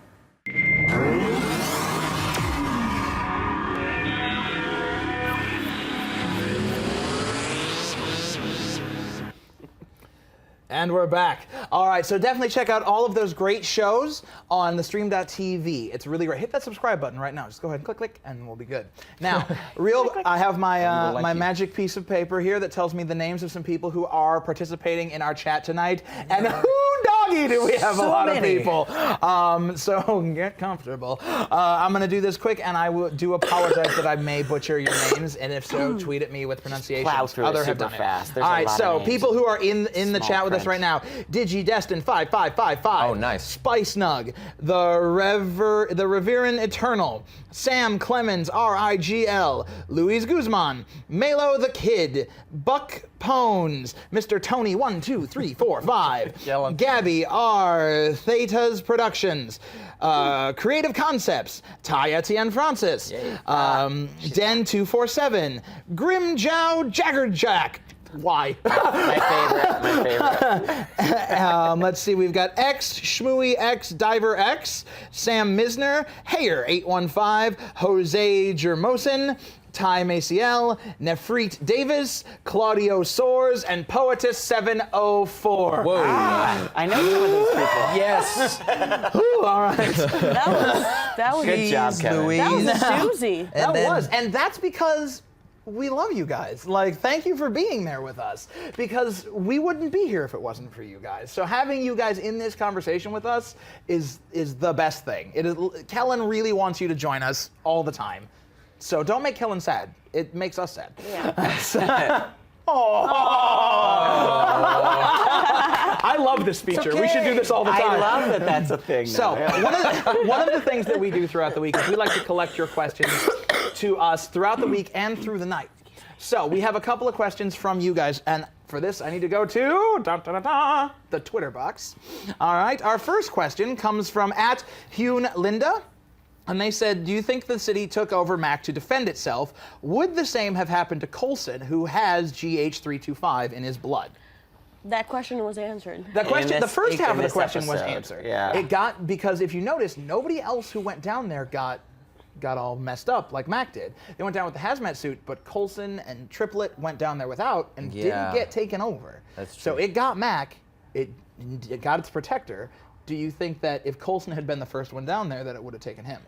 Oh, that's a really good theory. I mean, it makes like, sense, It makes I sense think. for the first person that's on there that's not Right. with that already in them, for them to be the protector of that temple. Yeah, exactly. So I really like that. But do you think it would have happened to Coulson with the Kree blood in him? See, I don't think it would have happened to Coulson, but that's what's weird is because then Mac did attack Coulson. Yeah. And he didn't attack the other people that were born with But it or had it that's- in them as well. But he'd never touched the diviner before. That's the thing. Both Reyna and Sky had touched the diviner That is a before they very went good down point. to the city. Yeah. So It they'd could be already that. been chosen. They'd been officially chosen by the diviner, by Right, the Terrigen that is crystal true. inside of it. Interesting. Nice. So that Ellen could. likes that theory. Good call. Yeah. You know. I don't know. I want, now that we have another diviner, or at least something that looks like another diviner, it'd be interesting if Coulson was the one to touch it. Yeah, well, I think that goes to prove that the diviners are the Terrigen crystals. Yeah, I think so. I think we're That's set it. with that. I mean, it'll be. They have to bring up this whole GH325 thing again in the next half of season 2. I think so. Right. Okay, our next question from this week comes from @NewMoby. And NewMoby asks, could Bobby be recruiting Hunter for Avengers West Coast or Mighty Avengers? Can that be the big secret between her and Mac? Kayla brought it up a little bit before. That is such a great question. But do you think that they're building West Coast Avengers? We had a couple people ask questions about, are they working for Fury still?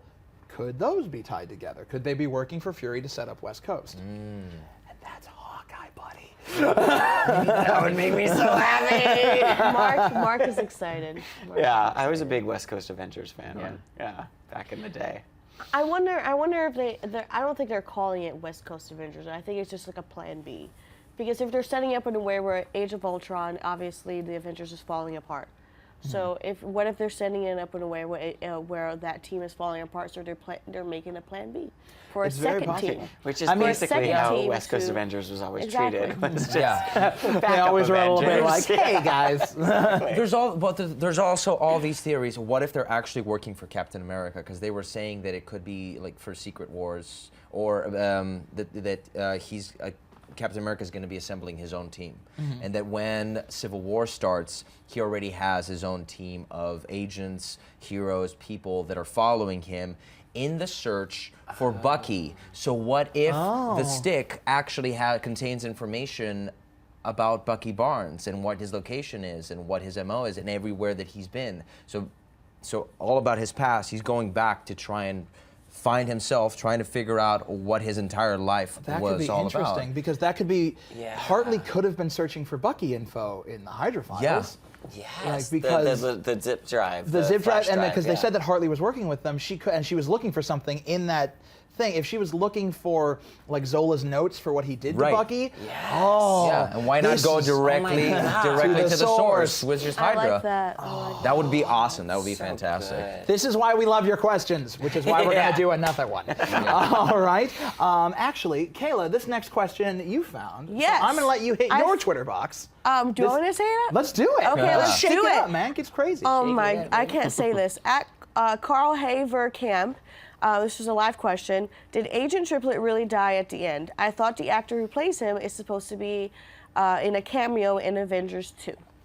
Which was news to me. Yeah, I didn't know that either. Like, I'm a Myself huge Marvel included. fan, but I'm trying to avoid as many spoilers as possible about who may and may not show up. Right. So That's the second question. Somebody else also tweeted that same exact question. Oh, really? About Triplet having a cameo. Well, where in I went with it, Avengers 2. but Demetrius actually said right before we went on. Yeah, go ahead. Go ahead. Let's not forget that he is a grandson of a Howling Commando, and since Age of Ultron is about opening up a file, the Ultron Project, that was something that was developed in the past. What if, and since Triplet was already an agent for S.H.I.E.L.D., what if during a flashback sequence he is introduced as one of the agents that was either in charge of the files, or protecting the files of the Ultron Project and all that? So when they go back, they show him. Because, at the end of the day, I think that the Ultron Project was developed by Hank Pym, and therefore when they go back, they're gonna show that. I think that's why we're gonna see Howard Stark in Ant-Man, because we'll see them working together. Precisely. You disagree? Why? So that's I disagree. Flashback. I disagree in the sense that they said that Age of S.H.I.E.L.D. is going to tie into Age of Ultron, so maybe Triplet is that tie-in. Maybe that could be cool. Age of Ultron. I guess we have to wait till May. And our final question from you guys tonight comes from our live, not Twitter chat, but our YouTube chat. And our live YouTube chat, this is a very interesting question, comes from Buck Pones, and they ask, hey, stream.tv, Agent Carter after show? Question mark? I have a challenge for everyone who wants an Agent Carter after show. I challenge you to tweet at theStreamtv or comment on our episode. Do both. Do everything that you can. Go out and do this. Facebook, because we Twitter, want to do it. YouTube. Yeah. I want you to tell us that you won an Agent Carter after show. Yeah. Because that's what we're here for, guys. That's what the whole network is here for, to serve you. So, if it's what you want, maybe we'll do it. Yeah. And you saw those trailers, do right? we want to do it? Well, yeah, of course we want to do it. They're both pieces of the same puzzle, and we need to cover you on both shows. Also, if you want the whole picture to be complete, you gotta ask for it. It's a crossover after show. Exactly. Can you survive until March without hearing me say Twitter box on a weekly basis? No, or I us can't. going nuts in general over this. I'm gonna, Kellen. I'm gonna miss you, Kevin. I'm gonna miss you, Kevin. Oh, wait, speaking of people we're gonna miss, there are some fantastic people who have been in conversations with us throughout the week. So a couple of Twitter shout outs. If you're looking to increase your follow list, go ahead and check these people out. It is at ERBYX, at the Jack Morley, at Josh Rathmel, at S.H.I.E.L.D. Brazil, and at wandering_Lily. These are some people who have been talking to us throughout the week, throughout the whole first half of the season. And we want that. We want you guys to talk to us so that we can have another list of names that's ridiculously long for me to say, because the more of you that are in the conversation, take about 5 minutes. the better we feel, because that means that we're hanging out with our buddies, whether you're on one side of the world or the other. And that's the joy of what we're doing. Next episode, we're just going to list the names That's of people. 40 minutes of me saying names. 40 minutes of you saying names. And we're gonna be like, I'm sorry, folks, we didn't have enough time to talk about the episode, but thank you for tuning in. Luckily, we're doing that episode in the middle of February when there is no Agents of S.H.I.E.L.D. Yeah. So, and as always, definitely check out our friends at S.H.I.E.L.D. Radio and their fantastic helicarrierpodcast.com. Kayla, don't you have something you want to say about Helicarrier? I do have something to say about helicarrierpodcast.com. Okay, you guys, so I'm I'm going to be on the Hello Carrier podcast next Wednesday, December 17th. It's going to be with Andy from @S.H.I.E.L.D Radio and from with Terry from zaptoit.com. So go ahead and make sure to follow them @S.H.I.E.L.D Radio and check out www.hellocarrierpodcast.com to watch the podcast, to listen to the podcast, not watch. Listen to the podcast on December 17th because I will be on it. Okay? Which is fantastic. Yay, so Kayla. while we may not be back for a while, there will be plenty of opportunities for us to nerd out together. Thank you guys so much for taking this journey with us. It has been 11 amazing episodes of talking to you guys about something that we absolutely love, and I cannot wait a single minute to start doing it again. So thank you, everybody. We'll be back in March, declassifying a whole second half of Agents of S.H.I.E.L.D. If not January for Agent Carter. That's the challenge. So get I'm on that. counting on you guys. Hashtag AOSAS. Merry Christmas. Happy New Year. Happy holidays. We love you. Thank you guys. We'll see you then. Good night. Bye. Good night.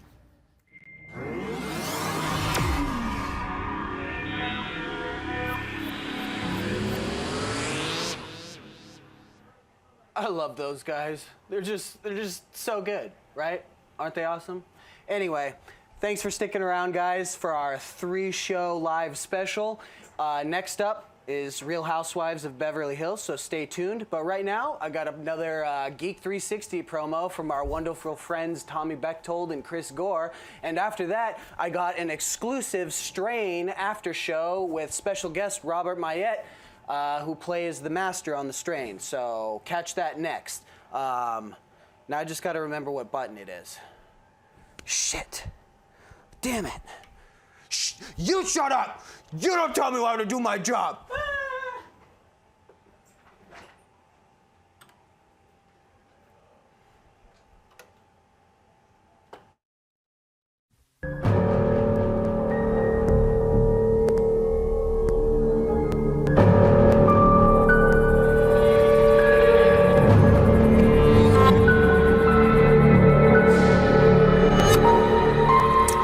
Everybody, and welcome to the Strain After Show here on the theStream.tv fan show network. I'm your host, Sinead DeFries, and I'm joined by my lovely co-host over here on my left. Hey gang, I'm Stephanie Gray. Finale! We have so many questions for the master later, so stay tuned. Oh yeah, and over here on my right. Hello everyone, it's me, Johnny McGovern. Action, excitement, fights, your favorite characters battling it out, slicing each other's heads off, pushing each other into the sun. This is a great episode of The Strain. I'm ready to talk about it. And also joining us. Hi everybody, Annie Graton over here. I'm just sad it's over now. Till January! Till January, a new year, 2015. But yeah, let's talk about it.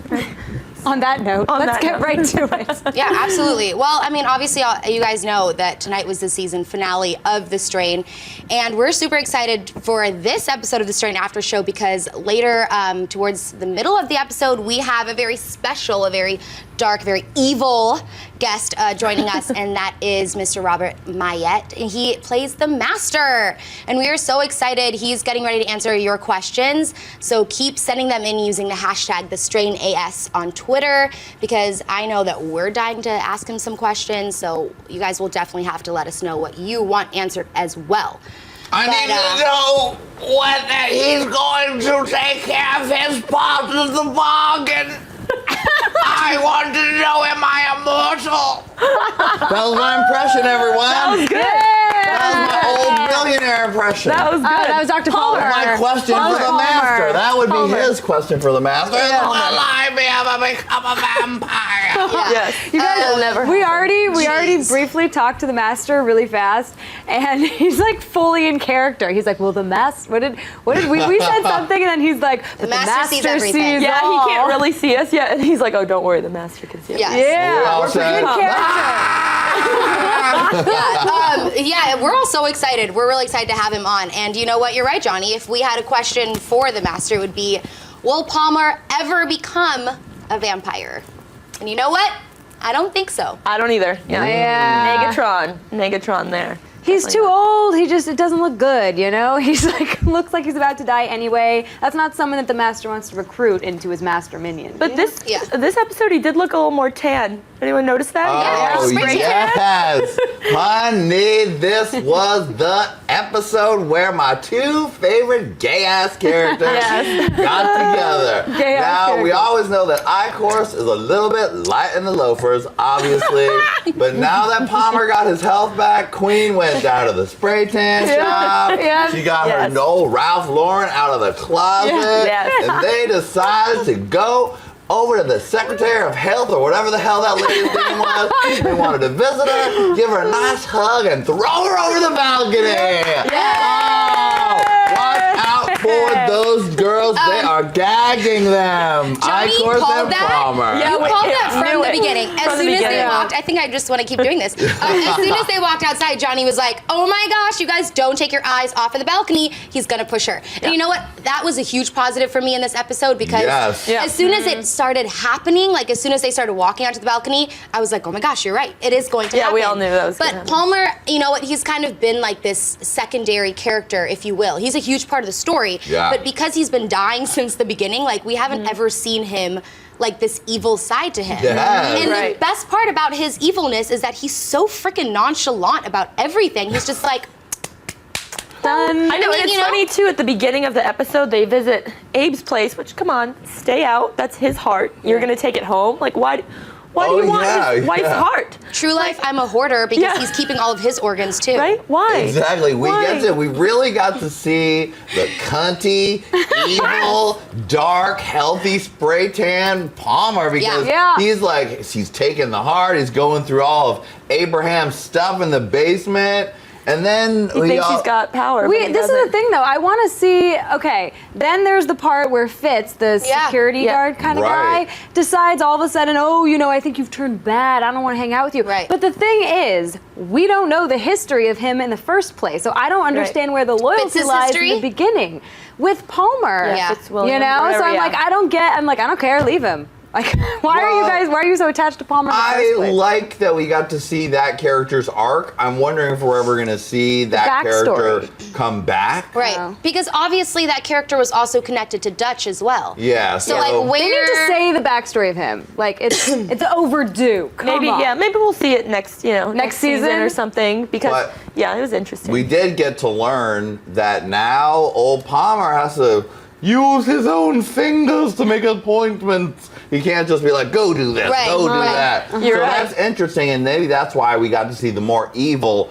do-it-yourself with your gal pal I-Course. DIY, throw over the balcony. Intimidate the director of the CDC into doing whatever you want. It was like a real evil Queer Eye for the Straight Guy. Yeah, no, definitely. And you know what? It's so funny because it took an entire season for us to really get into Palmer's head and, you know, see his personality for what it is.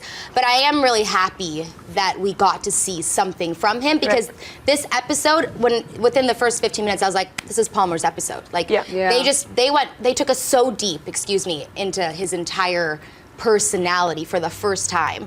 So that was cool. I liked it. Yeah. All right, so before we move on to our next topic of discussion, we also want to shout out a couple of blogs that rock our worlds every week as us Strain addicts and you guys as well. You guys have to check these out because they're your go-to for everything The Strain, okay? So the first one goes to @Strain Addicts and @Masters Minions. Shout out Masters Minions and Strain Addicts. We've talked about you guys before. Thank you, Johnny. We've talked about you guys before, but again, thank you so much for giving us like our little fix during the week. All right, you guys. And thanks for accepting us. We all joined. Yay. Oh, that group. Yeah. I love that. Yep. Facebook groups.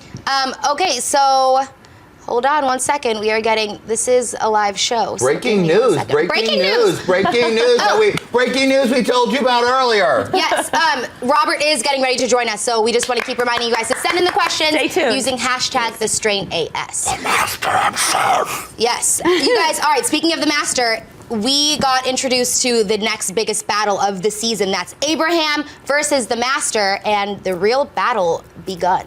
Yes, in this corner, he's old and crusty, with a cane that doubles as a sword. In this corner, he's 1,000,000 years old, looks freaky and has a rose-stained lip. It's the master. I mean, we really got some battle action. All your favorite characters showed up in a disco to battle. Yes. Right, on stage. It was on stage. It was literally on Are they going to start singing? Are they gonna start singing? And you think they did that on purpose, right? They had to have set that up. Like, they were being really clever to make us look like a big giant show, which it was. It was a super dramatic, over-the-top battle sequence.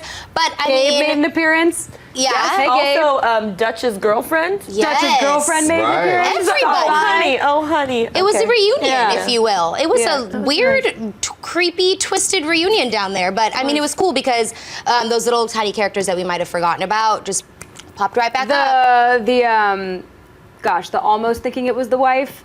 Yeah. So I mean, but all of us were like, no, this is not. It's not the wife. Yeah. We're all like, it's not. Just keep going. I know, it's keep not going. her. You think Just keep everybody's her. walking. You But think then everyone's also, was anyone else a little bit like, why'd you bring little Zach?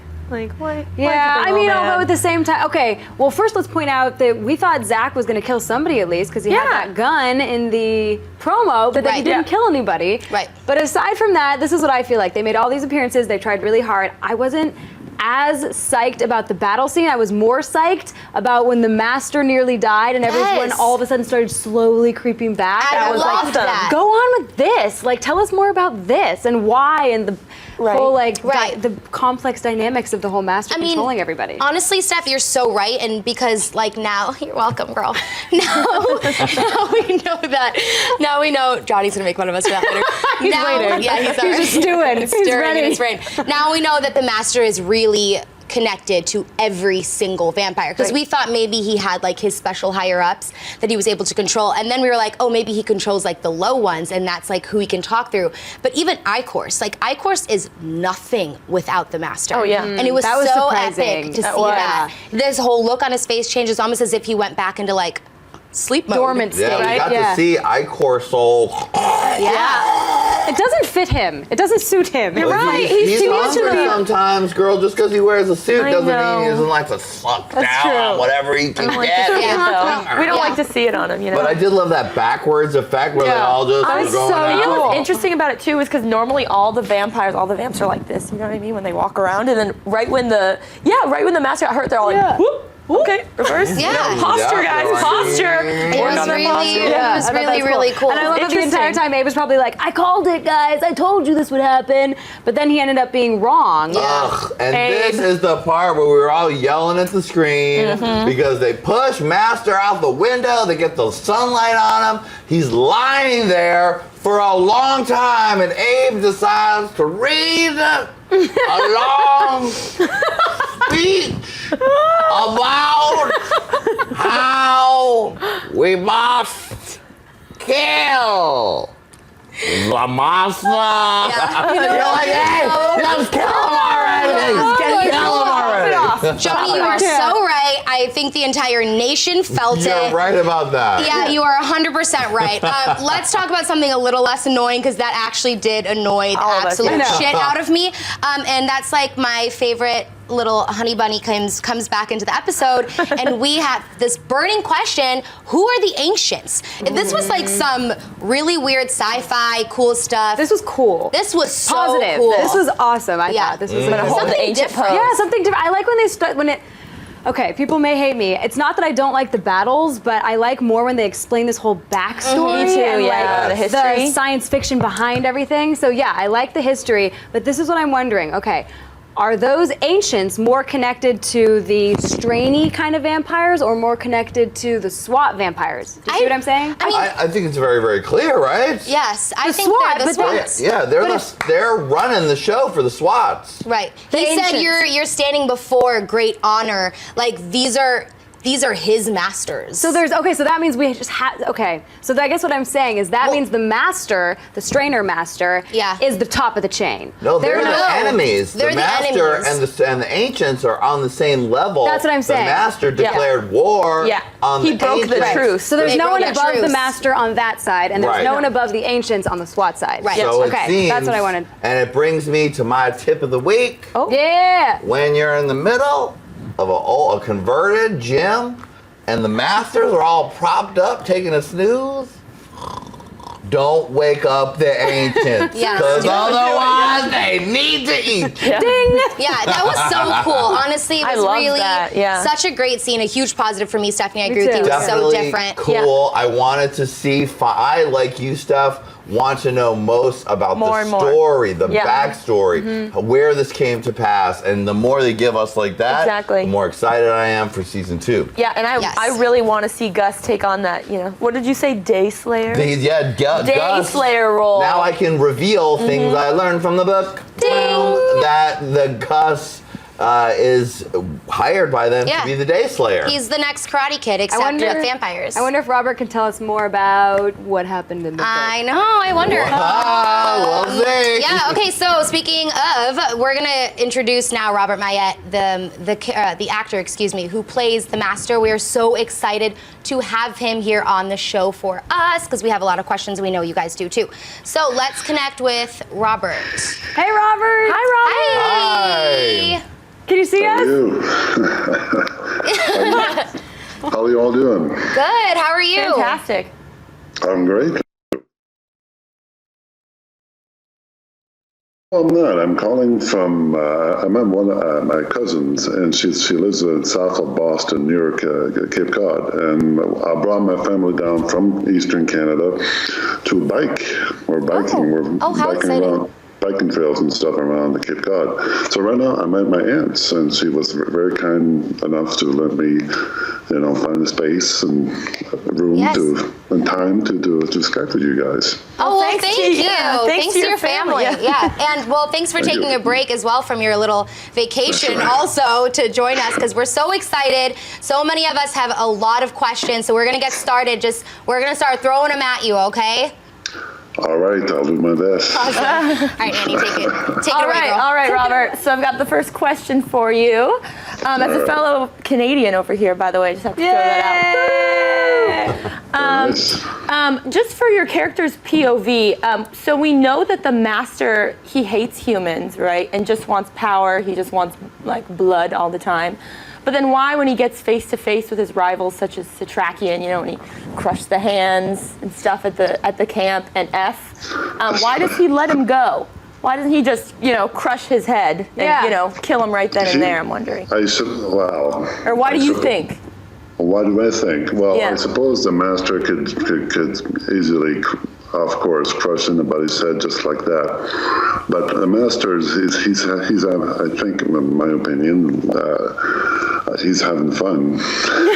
Yeah. He is having fun tormenting. He loves misery. Master loves misery. And I think he can cause misery to people, to humans. He loves it. That's his thing. So why kill them if you just want to torment them for the rest of their lives? So it's like, for me, I'm a pro. I used to be a pro wrestler, and basically when you beat up a guy, you go for the count, you lift him up before the 3 count. That type of thing. You got him beat. You just don't want to torment them. That's the Master. Just playing mind games.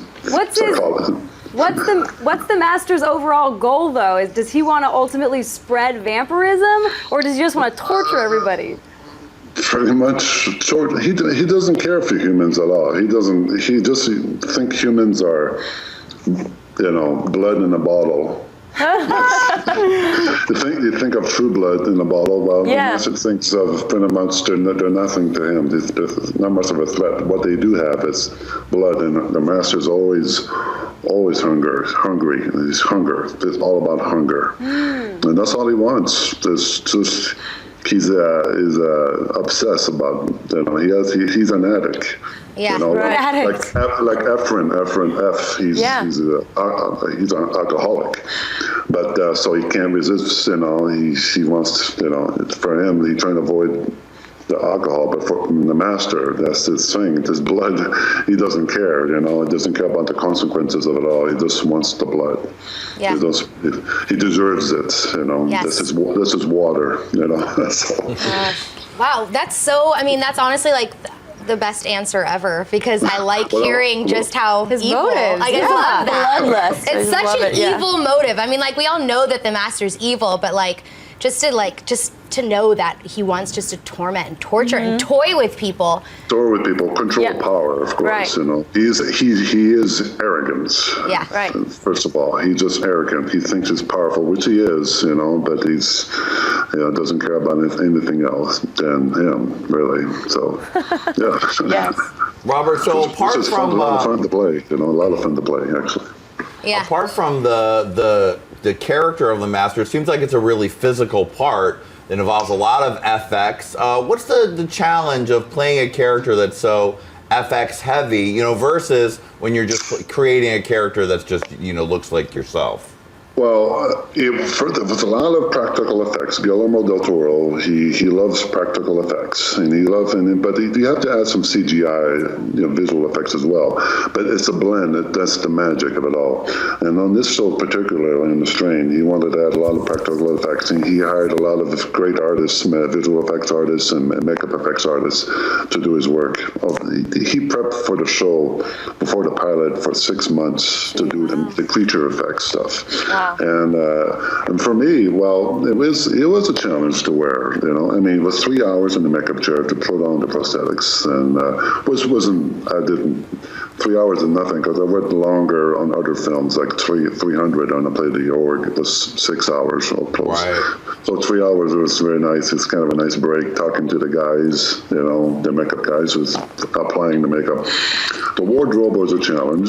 It's 100 pounds. Wow, 100 pounds. That's crazy. The cloak itself, the cloak, what you see, the cloak, they ordered it from the layers and the fabrics from China. And it was a challenge to move around with, especially the action scenes. The last episode, well, the one you just saw, they took some layers off, actually, 25 pounds off, which was great. So especially in that scene where he's moving around, avoiding the sun, and when he's in the sun, for me, it was great, because you can really easily move around, because it took some weight off. Yeah, it sounds like a real workout. Yeah, that whole makeup process reminds me of the episode when Icorst came in and he was doing his own makeup to cover up the fact that he's a vampire trying to be a human. That sounds extravagant. Which is an awesome scene. Yeah, I can't believe your makeup is that heavy. Yes. It is. And I had to wear an ice pack underneath because it was so hot and so heavy. I had a vest with an ice pack in my front and the back, just to cool me down, because I would have melted as a vampire if I didn't. Well, I'm assuming. Oh, go ahead. No, I was just saying that's so interesting. Yeah. I can't imagine having to go to the bathroom in the middle of the day. That's what I was gonna say. Your face on. I was gonna say. I'm assuming once it's on. Well, for me, it was a challenge because the makeup was on 13 hours. When you put it on, you leave it on all day. Yeah. It was 13, 14 hours with the master makeup on. And for me, it was always a challenge to eat lunchtime. Yeah. Which is not blood, by the way, but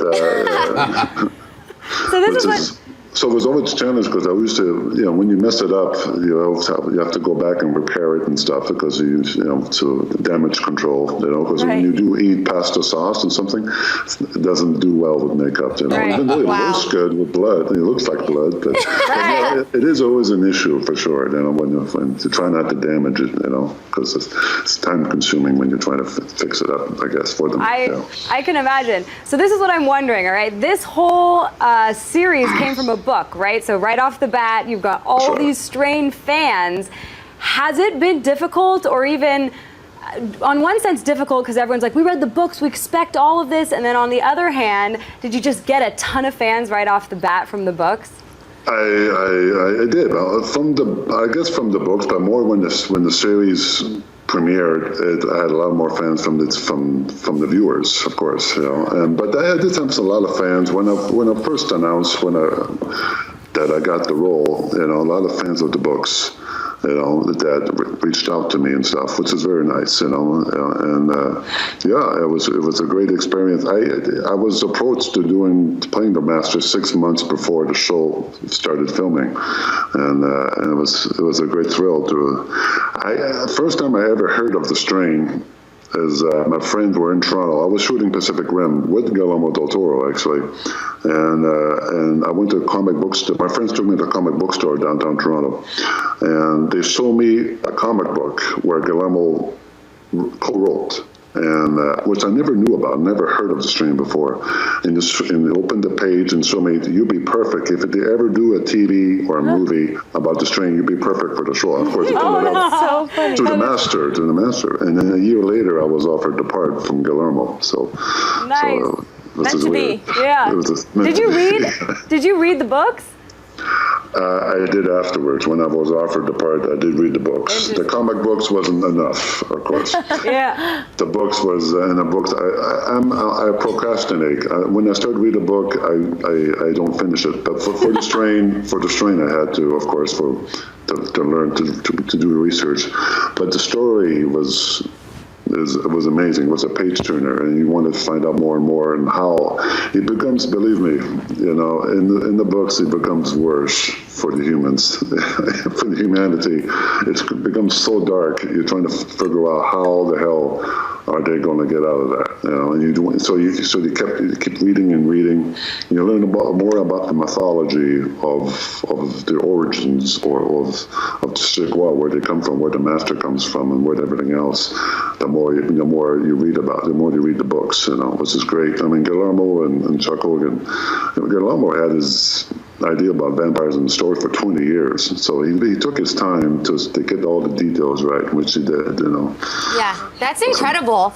Honestly, it's so cool to hear that side of it. But so now we talked a little bit about the master's intentions with humans and all that stuff, and how he just kind of wants to torment and torture them. But a lot of us and a lot of Strain fans all over the world have become really connected to the emotional connection that goes a little bit deeper between the master and Abraham, and the fact that they keep meeting after all of these years. And honestly, I really just want to know, do you think that after all of these years, the master, yeah, sure, he might hate Abraham, but do you think that there is at least a little more of an aspect of admiration? Because Abraham has never, ever given up the fight to take the master down.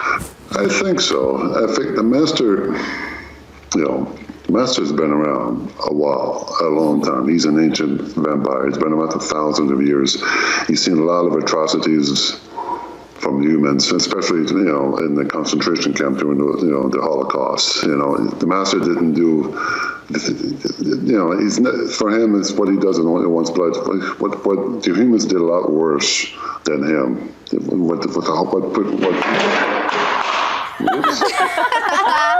That was a stigma. It's a vampire. That's right. No, but master is really, what he does is nothing compared to what the humans did in the past, in the past history, right? From the Holocaust and stuff. But he has, I guess you're right. He has a lot of admiration with Abraham. I guess what he's been through, what the master caused him, basically took away his life, his livelihood, his wife, and his and his toe keep coming back at him. I think he does appreciate that. I think every villain, I guess, needs a nemesis. Right. Yes. And I guess he likes that. Even though he can defeat Abraham, I think, whatever he wants to, because now he's an older man. And then of course, the master's taking control of his world now. He's trying to come back bigger and stronger, but he just likes Abraham, just like to play with him, play games with him. Yeah, I think that he does kind of admire him, I would say. Yeah, well, that's, sure. it's really cool. I think that I speak for everyone where I say that relationship especially is exciting. It is exciting. We like to see that relationship. Well, the relationship between Urquhart and Satrakian, it's amazing. The actor, Richard Semmel, who plays Urquhart, is just such an amazing actor. And with David Bradley, who plays Satrakian, they have this great chemistry between the two. It's awesome to watch, actually. Yeah, that's great. Okay, well, we have some fan questions for you as well. They've been coming in on Twitter. Thank you guys so much for sending them in. The first question comes from @Marky_45. Asking, the master was massively tall in every scene. Did you have to wear any type of stilts? I had to wear, I'm 6'10". Oh, goodness. What? Holy Bravo! There's a reason why I got the part. Oh my God! But obviously the master is, in the story, in the books and comic books, in the TV series in the show is 8 feet tall. So it's all smoke and illusions. That's what the magic of television. Yes. And I did have to wear platform boots to make me a little taller, and there was a lot of forced perspective shots and stuff, just camera tricks, I suppose. And just to make it just illusion. Just the whole idea that people will believe the character. For me, it was all about the character, not to see me, but the character, who he is and how he looks like, and the master. And the master in the story, of course, he has to look the part and has to be big, Yeah, no, definitely. And the layers of clothing they kept adding on me. Of course, the cape is nothing. There's more layers of clothing underneath. I wear a period clothing underneath. A coat, a huge coat, and a shirt back where the master was turned, the Sardu. And so basically I was bulking. That's the layers of clothing. I was huge. Right. But you have to be big, so there's some trickery to do it, for sure. Yeah. This is all right. Definitely. Well, I'm 5'3", so I'm just gonna throw that out there. 5'3", so can all right. Okay. We have another fan question, right? The next question comes from @movie123. In the master costume, did you scare any of your cast members on set when you weren't filming? The priest, maybe I did inside. I think they did. I think it really helped their performances, because they were in awe with the makeup. I mean, this is all, they did a fantastic job with the prosthetics and stuff, and they did really scare some of the actors, and they kind of helped their characters in a way, I suppose. It was kind of strange eating with them during catering, I guess, during the lunchtime. But I think I did scare some of the actors. I did scare Sean Astin, I think. Yeah. That's hilarious. All right, the last question comes from @Targets1983. What was your favorite scene to film from this season? Well, it was crushing Bishop's head with my bare hands. Awesome. Yes, first episode. First intro and first day of filming for me, and it was awesome to shoot. The whole aspect and how it was complicated to do, technical wise. But Guillermo was at the helm. Guillermo was the director of the pilot, the first episode, and he's of course he's a master of he knew what he was doing, and just the idea of, you know what? It's hard to kill a guy with the bare hands. It's not that easy. Wow, well, that's awesome. Crush, and I did hurt my hands the whole week. I couldn't bench press or something. It was black and blue, just from repeatedly pounding the But it was worth it. But it was awesome, though. It was worth it. That is crazy. Gosh. But the scenes I worked on, other scenes, of course, the scenes I worked with, when I met a lot of the cast, all of the cast, the scenes, the later part of the season, for me, it was a thrill. Working with those actors, it's such a great actors, and when you share a scene with them, I was so excited. Working with David Bradley and Richard and Kevin Durant, which just happens to be a friend of mine. Before we worked together before on Mortal Instruments. We were henchmen for Jonathan Rhys-Meyer's character on Mortal Instruments. So and now in the Strain, we're enemies now, which is kind of funny. But working with friends, I've worked in the past, and people, so fascinating people you work on set. It was just a thrill for me. It was awesome. It was great. Well, that's wonderful. Well, we're happy you were on the show as well, obviously. And we just want to say thank you so much for joining us tonight. But before we let you go, I'm going to speak for the world here. Is there anything you can tell us about season 2? I haven't read the script of season 2, actually. They didn't read the scripts. I never read it yet, I suppose. I read the books. So I think the second season is based on the second book, The Fall.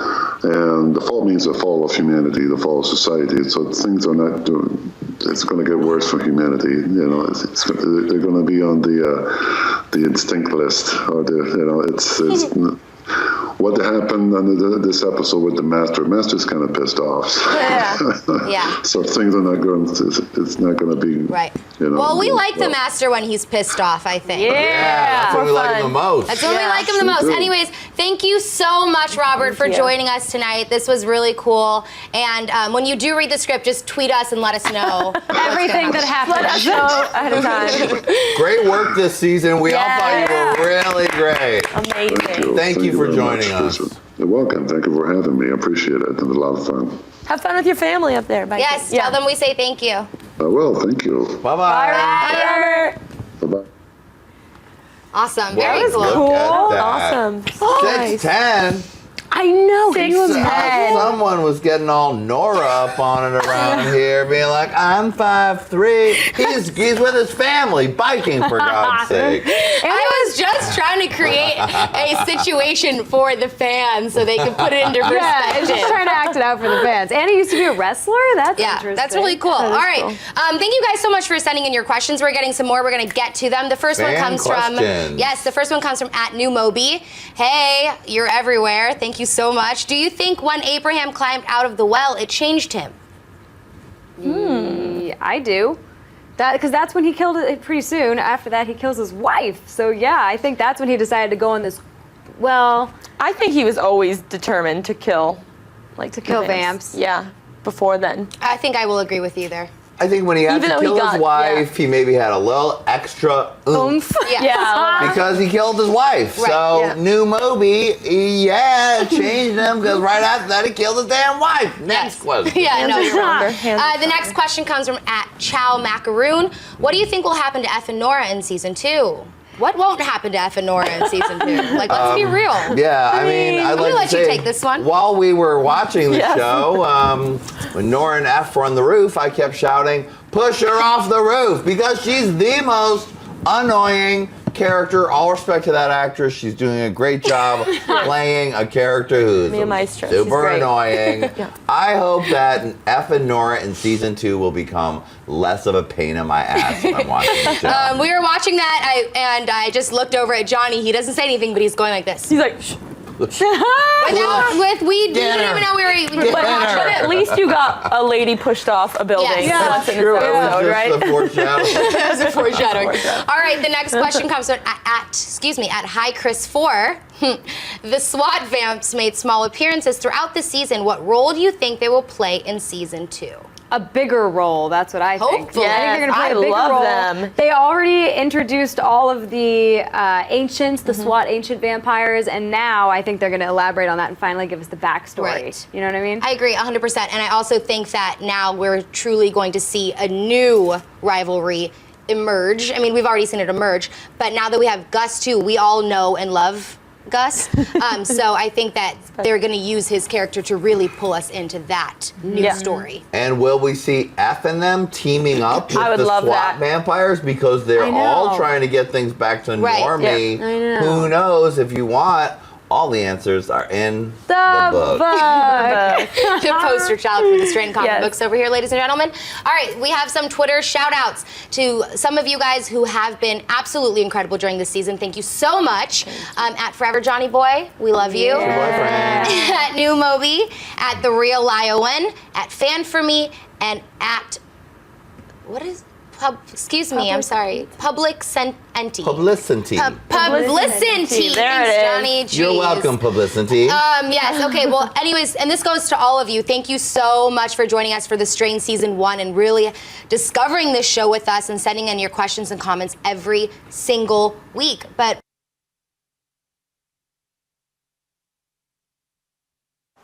Whoa, that was fucking scary, right?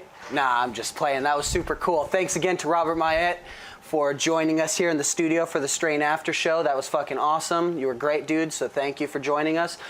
Anyway, coming up next, Real Housewives of Beverly Hills After Show with your #1 gay pimp, Johnny McGovern.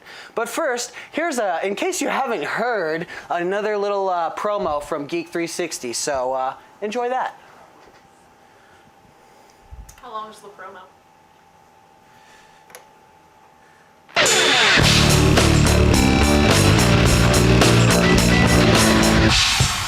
Hey, I'm Tommy Bechtold. And I'm Chris Gore, and we're the hosts of Geek 360, premiering Thursday, December 11th at 9 p.m. on theStream.tv. And I'm Tommy Bechtold. You already said that. I know, but studies show that if you say your name 3 times, it makes it easier for people to remember you.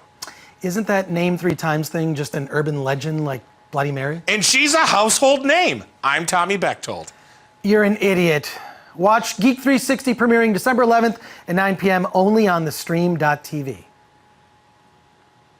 Tommy Bechtold.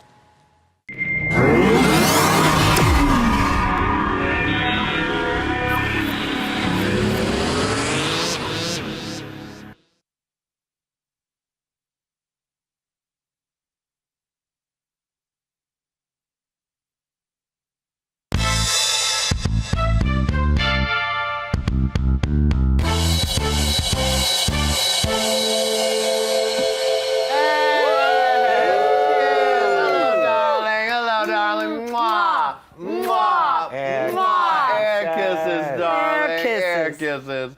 And welcome to the Real Housewives of Beverly Hills After Show, or Xanax for poor people. Yes. I'm Johnny McGovern, and I am ready to talk about these rich bitches, because they did a lot of spending, and then finally something interesting happened at the end of the episode, and we're going to start right there. But first, let's introduce my co-host, Miss Sean Pulowski, looking lovely in yellow. Well, thank you, Johnny. I'm actually thinking about starting a podcast.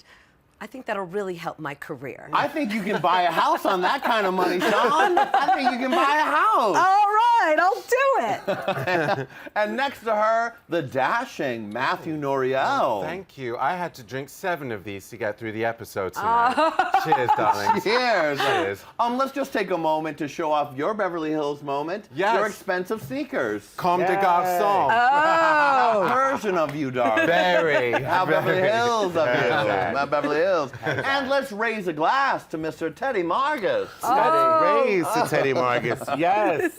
And my upcoming, very similar to Yolanda's, vaginal rejuvenation surgery.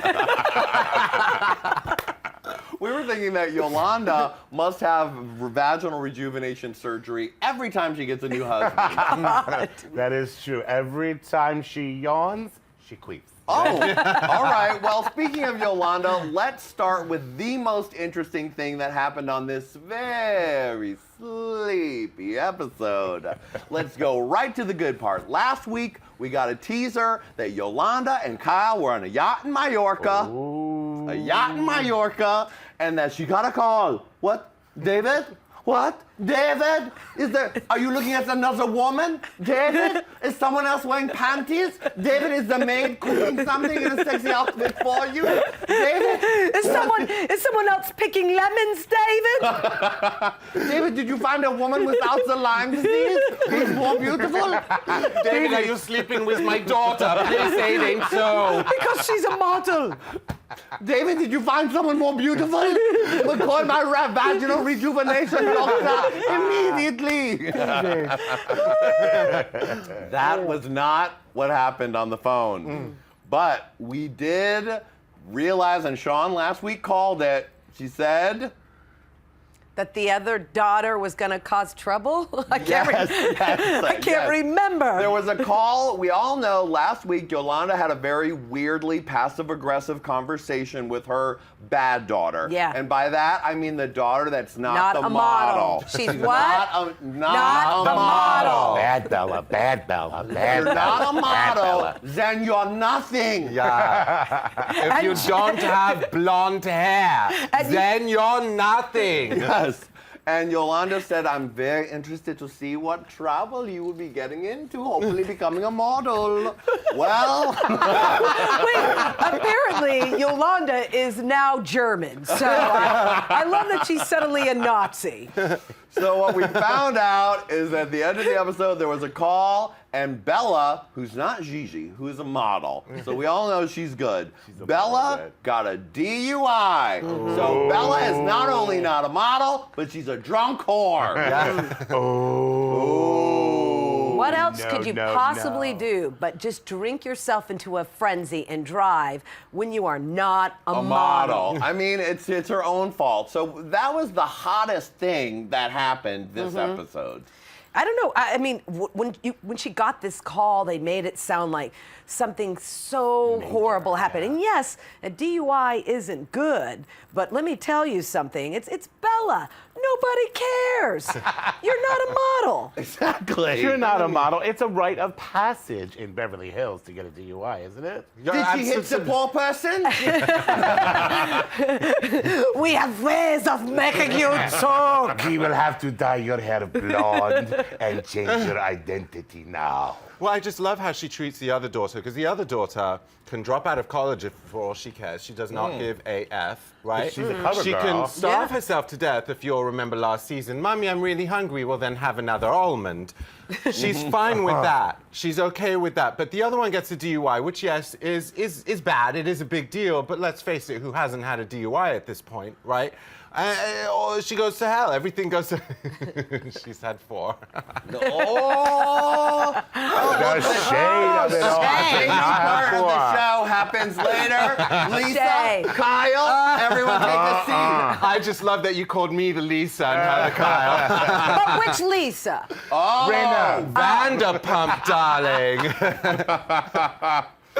All right, well, let's rewind to the beginning of the episode because I think we're in a part of the season of Housewives where they just are showing us rich people doing rich white people stuff to make you feel and brainwashed by your own poorness. So you can be sitting at home and be like, oh, I can't pay my rent. Oh, I don't have any money, but let me look at Kyle Packer Dolce & Gabbana jeans. From the collection, not the bridge line. Right. The collection. And let me watch Lisa take her little tiny puffball into its own clothing store and get it an outfit where it looks like fucking Liberace. Yes, so there was lots Jiggy and lots looked of like shopping. Liberace. Jiggy came out of the closet this episode. Guess what, everybody? Jiggy's gay.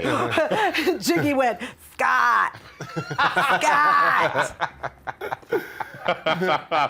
Well, the episode started off with us seeing Kim, who doesn't live in Beverly Hills, by the way. She lives in Sherman Oaks. That was obvious by the flat roof and the mountain behind And also it. it's obvious by her daughter's $9,600 price tag on her wedding dress because that's not expensive. No, why were we supposed to be impressed with that? We weren't. I think the dress of the mother of the bride cost 4 times the amount of the dress of the I bride. know that's why they didn't show the price on that because they didn't want middle America to go like, ooh, Exactly. girl. And you know Bravo paid the bill for that And one. Kim, she has the American flag hanging outside of the house. She's so patriotic. That's not patriotic, that's just tacky. It's just the Quaaludes. Come on, Teddy. It is tacky. We were thinking that Kim should have a new housewife tagline, which is I've been rich and I've been famous, but now I'm on Quaaludes.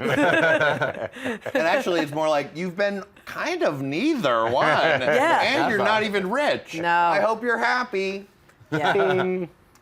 All right, so we saw Lisa in her wedding dress, and then we got Kyle packing for Spain. Kyle packing for Spain, showing us how rich she is and how her daughter's a little whore in the making. Yeah.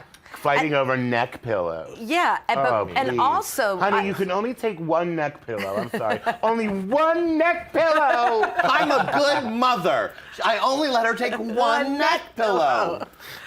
No, my favorite is like she was yelling at Mauricio, or she wasn't yelling at him, but she was, discouraging him for bringing what flip-flops he wants. Listen, he is hot as hell. You let Mauricio do. He's flipping the bill. You're on a yacht, bitch.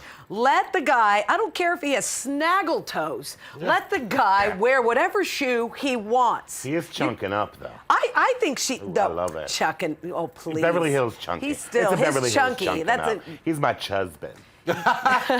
Listen, he's my husband.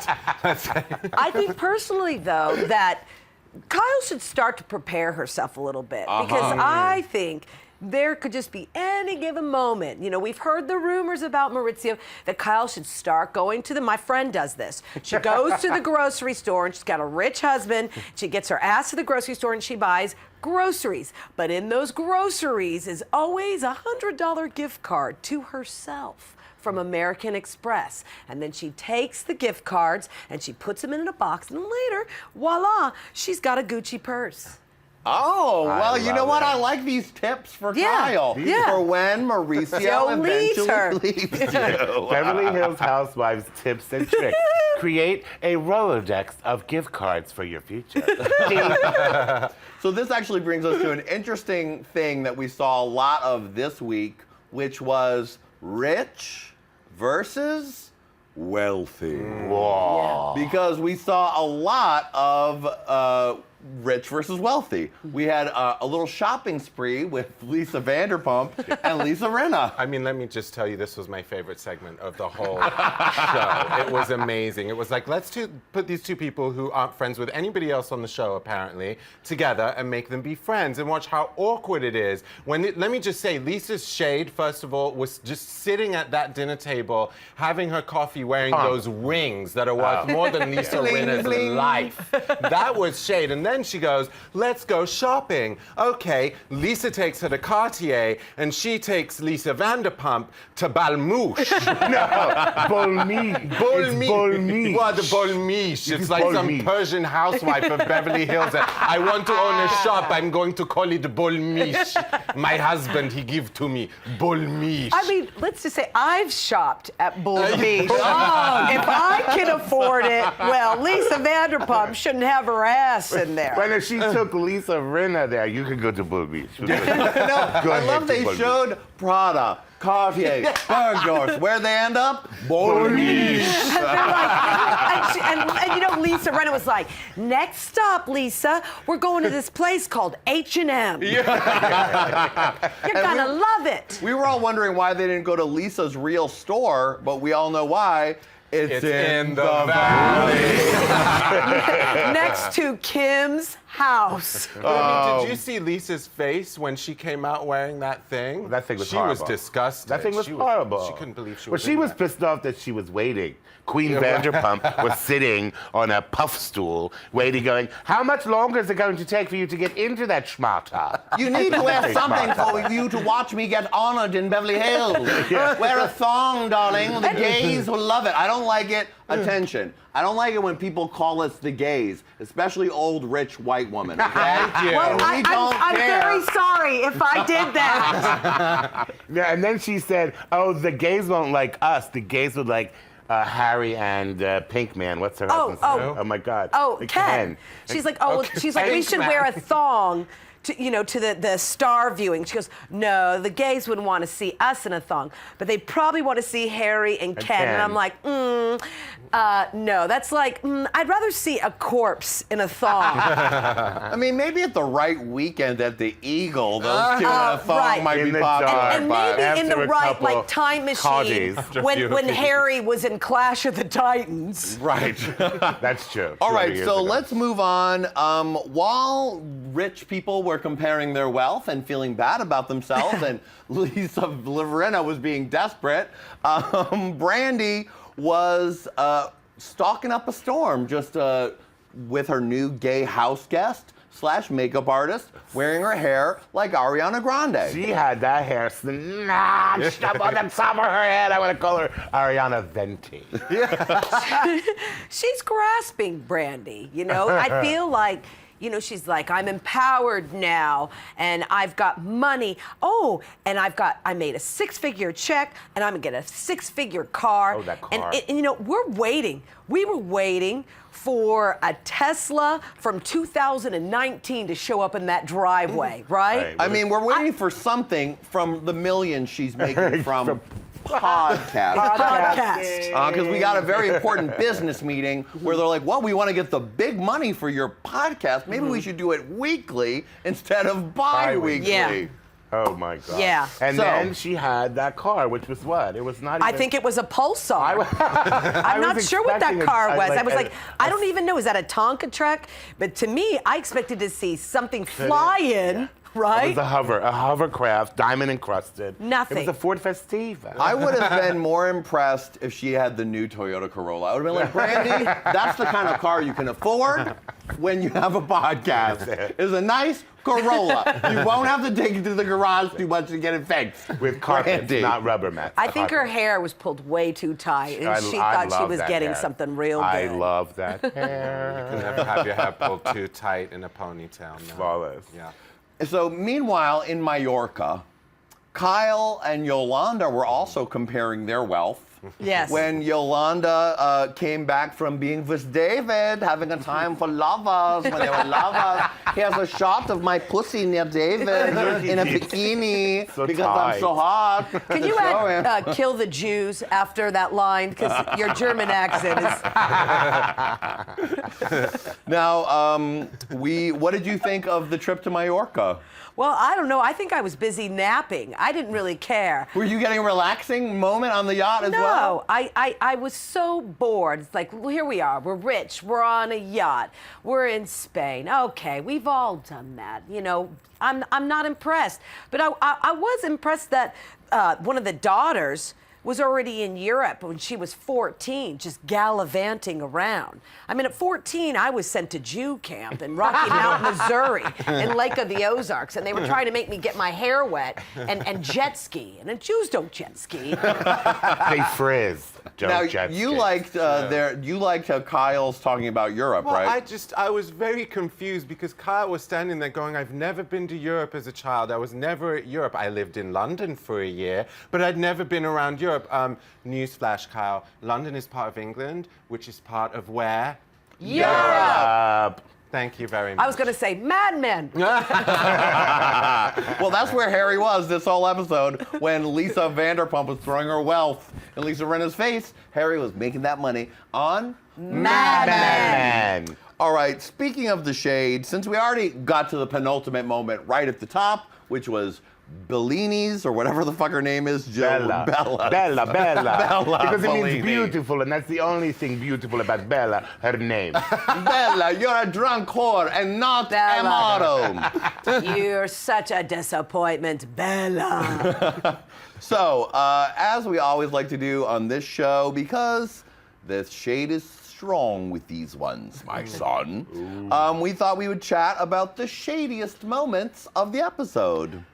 Now, the shade came from some very interesting places because it wasn't a very lightsaber shade-throwing episode. It was more subtle reads. They were subtle reads. Yes, very. And Kyle's daughter actually gave us the first one, right, Sean? Oh, she did. What did she say? Like, I'm finally happy, or? She said when they arrived in Spain, she said, "Wow, I think I'm finally entering a happy place."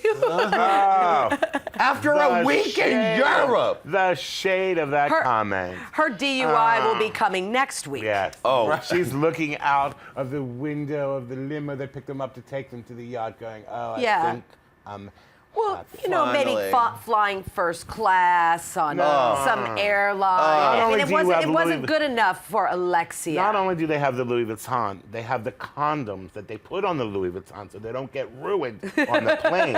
You can't get them. How did you notice that, Teddy? Them. You were so gay that you noticed that. That is the gay eye. That's a gay eye. You can't get them. You have to spend a lot of money for Louis to go, here's a condom for the Louis so the bellboy doesn't ruin it.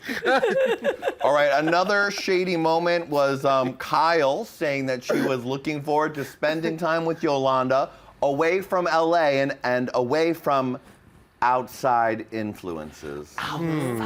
I wonder, who could she have been talking about? I'm too busy dressing my dog like Liberace. I don't know what you're talking about. It couldn't be me, Lisa Vanderpump, dressing my dog like a gay pride flute. She went, who? Weren't you waiting for that dog to be like, that dog in the Liberace outfit to be like, back in the saloons. I remember Fire Island, 1972. We were in the Pines. Baby boy. I wore this collar.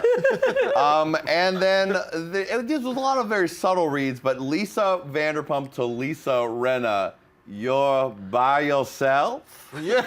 Which she would never be, because you know he's like 30 millimeters behind Lisa is always Ken, because he's 972 years old, and she is just waiting for that old coop to croak so she could just sweep it up. It's so true, because even at the dinner, or whatever, they had that lunch with Lisa, in the background, he's just standing there holding Jiggy. And there was a table there, and he wasn't even like, he wasn't waiting on the table or talking to the table. He was like, I'm waiting for Vanderpump to tell me what to do. He's waiting for death. And while he waits for death, we're going to take a quick commercial break. Air kisses, darling.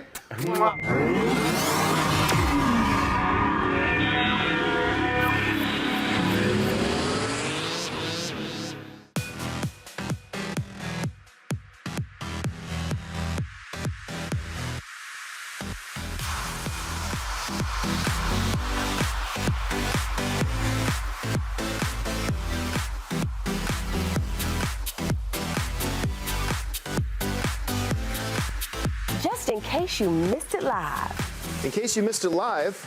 Just in case you missed it live.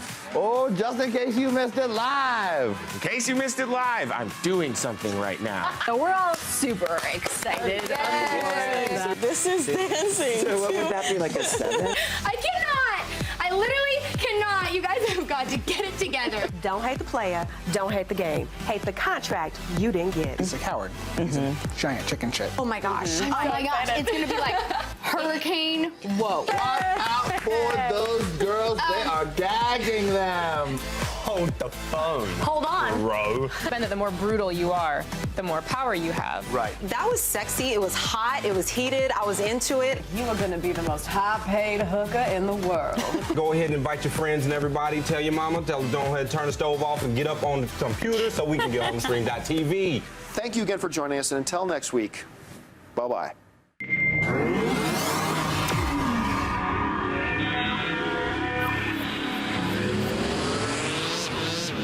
Oh, mwah, darling, you look wonderful. Oh, oh, are you all alone? You look You're by flawless. yourself? Oh, were you just on a yacht? I was just on a sailboat. Cheers. Cheers to my vaginal rejuvenation surgery. We'd like to shout out, of course, some of our lovely watchers who are sitting thinking the same things we are, that these bitches show are rich. Let's give a shout out to them. Now, they wrote them to me in the tiniest possible handwriting that anyone could write. I feel like Lisa Vanderpump's dog wrote these, but I'd like to give a shout out to Pratik Privada. Hello, darling. Privada. The Spliff Star Effect. Oh, cheers to you, darling. Gage Grimm. Oh, mwah, mwah. And Brian Williams. Oh, cheers, darling. Brian Williams of NBC News. Is that you? We love your daughter on Peter Pan. That's gotta be it. All right, now it is time for our fan questions. We just have a couple good ones. Now, from @PrettyLady55. Pretty lady. She has a good one. Do you think Portia will grow up to be a monster? Oh, no. She's not already one? You want to take this one, Matthew? Yeah, but I was just saying no, as she seems like a really delightful, sweet young girl. Not a monster at all, right? I cannot wait for her porn. Oh, Teddy. Sean? Yeah, we have broached this subject again and again. She already is a monster. I mean, she was putting on her own nail art. Oh, she was. said, what did her wacky comment at the end? Like, moms are crazy. Or like, Whap, whap. Well, she'll probably have a sitcom before me, so what am I talking about? But I love that Kyle was so surprised that she had nails on. Well, where were you, Where did she Kyle? get them? Yeah, exactly. Put them Where your on so 4-year-old was perfectly. having her nails done. They were kitty nails put on perfectly. she got them at the beauty salon they have in their own house. Well, And they were actually they were done. They had like little it was like cartoon characters. acrylics, right? Did they have a condom on their finger? They had Louis Vuitton provided the condoms for her finger. So funny. All right, our second fan question is from @Is This Happening? I like I your ask myself name, that every day. which is which housewife is headed for divorce first. Oh, I got good this. one. That is a juicy one. Let's throw it to Sean. Oh, definitely Yolanda. I mean, let's face it. What? That Lyme disease is, yes. What, Sean? Do I need to be wearing some more sexy outfits? Sean, do I need to take some advice from when maybe make a sexy Lyme outfit? Yes, yes, Valkyrie, yes. Sean, please, somebody make appointment for vaginal rejuvenation. No! I mean, it's very clear. The Lyme's disease has wore itself out. David can't talk about it anymore. David is focused on David, and it's going to be time. He's moved through wives. He's rich. Time to move to a new younger wife. Maybe possibilities, Portia. Oh, could you imagine? Oh, yes. Unfortunately, we could imagine. I'm imagining David more, her being like, David, why are you in the library again with that young man with the piano lesson? David, are you showing him your music collection again? Your flute? Are you showing him your flute? David, please. Put on a 90, Yolanda. Put on a 90. Matthew, which housewife do you think is headed for divorce? Oh, Brandy Glanville for sure. Oh my God, really? Oh, wait a minute. Wait a minute. Nobody loves her. No. She'll never have a husband again. Never. She's all alone with nothing but a bunch of homosexuals with more makeup on than she has. And a podcast. Podcasts keep you warm at night. No, seriously, probably Lisa Rinna, just because we've been 3 episodes in, and she is one of the most annoying people I've ever seen on television. Matthew, no, not yes, Lisa I'm Rinna. sorry. She's very so gorgeous. Yeah, so she seems beautiful. very disingenuous. She does. I think and it's I Kyle. To be married to that. Really? Yeah, Mauricio? Please, oh, I'm spitting. Normally I swallow. It's crazy. Mauricio's cheating on Kyle. You know it. Yeah. Yes, he's cheating All right, with so that's me, going to be but that's a exposed different soon, issue. and they're done. No. Done. Wow. Mauricio's mine. He's mine. He's mine. I think a lot of people are saying that. How about you, Johnny? Well, I mean, I did enjoy seeing Mauricio's muscle hunk body gone, which is like a muscle hunk body going down. It's like 2 cheeseburgers after but I think, I mean, it's such a toss-up. Kyle, Mauricio's definitely cheating on you, but we all know the Bravo reality curse. Ooh. Once you bring your marriage on Bravo, Lisa Rinna, I think. Or Eileen. See you later. Or Eileen, you're right. But we almost forgot who she was, because she's been on air for about a total of 30 seconds. Yeah. I was more impressed tonight by Eileen's hot stepsons that they showed. I like to shout out to Duke and whatever the fuck the other ones name is. Ooh, yeah, And Vinny. 19 and 21-year-old Duke and Vinny. Yeah. Give them their own show. Come on. Give them their own show, girl. Let's call the show Duke and Vinny on a Yacht. Yeah. I just love that they had her own segment on the show tonight, and it was they should have just called that segment "Beautiful White Children" because that's all I saw running around, Jumping in the pool, and Duke and Vinny were gorgeous. Yes, they were. And we're not talking about the younger ones. No, it's Duke and Vinny are the 19 to 21-year-old stepsons, and I'd like them to call me. They all named their kids after dogs. Bella, Duke, Vinny. What is that? Well, they're all foreign. Well, they're rich. They're rich. They do stupid things. That's true. Everyone, it's been wonderful to chat with you. Make sure that you subscribe now to theStream.tv here on YouTube, and make sure to tweet us all week with your comments about these rich bitches and all the shit that they've been doing, because you know they repeat this. So hashtag it. Hashtag RHOBHAS. Oh, Yes. I You did it. that. Yes. And the thing is, we'd love to talk to you more, but we have to go to shopping at Balmouche. Balmouche. I told you it is Balmouche. It is Balmouche. All right, everyone. Air kisses and caviar dreams or whatever the fuck. Mwah. Yeah. Mwah. Bye, darling. Hashtag RHOBHAS.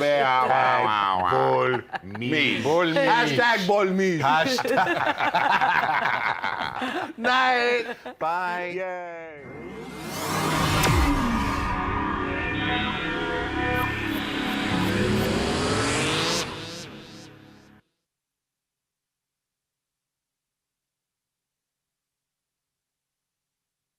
Thanks for joining us again That's right. tonight for our pre-show Streamtv I live prefer to special. see when Join Martin us Duff comes again back. actually tomorrow for our awesome American Horror Story after show and Arrow after show, all right? So we will see you guys in a couple minutes for Pretty Little Liars. Tune in next. And in case I haven't reiterated enough, check out this Geek 360 promo coming up right now. Thanks again, guys. I'm Kellen, janitor, Stream.tv, here at the control board. I'll talk to you guys very soon. Love you. Mwah, mwah, mwah. Whoop.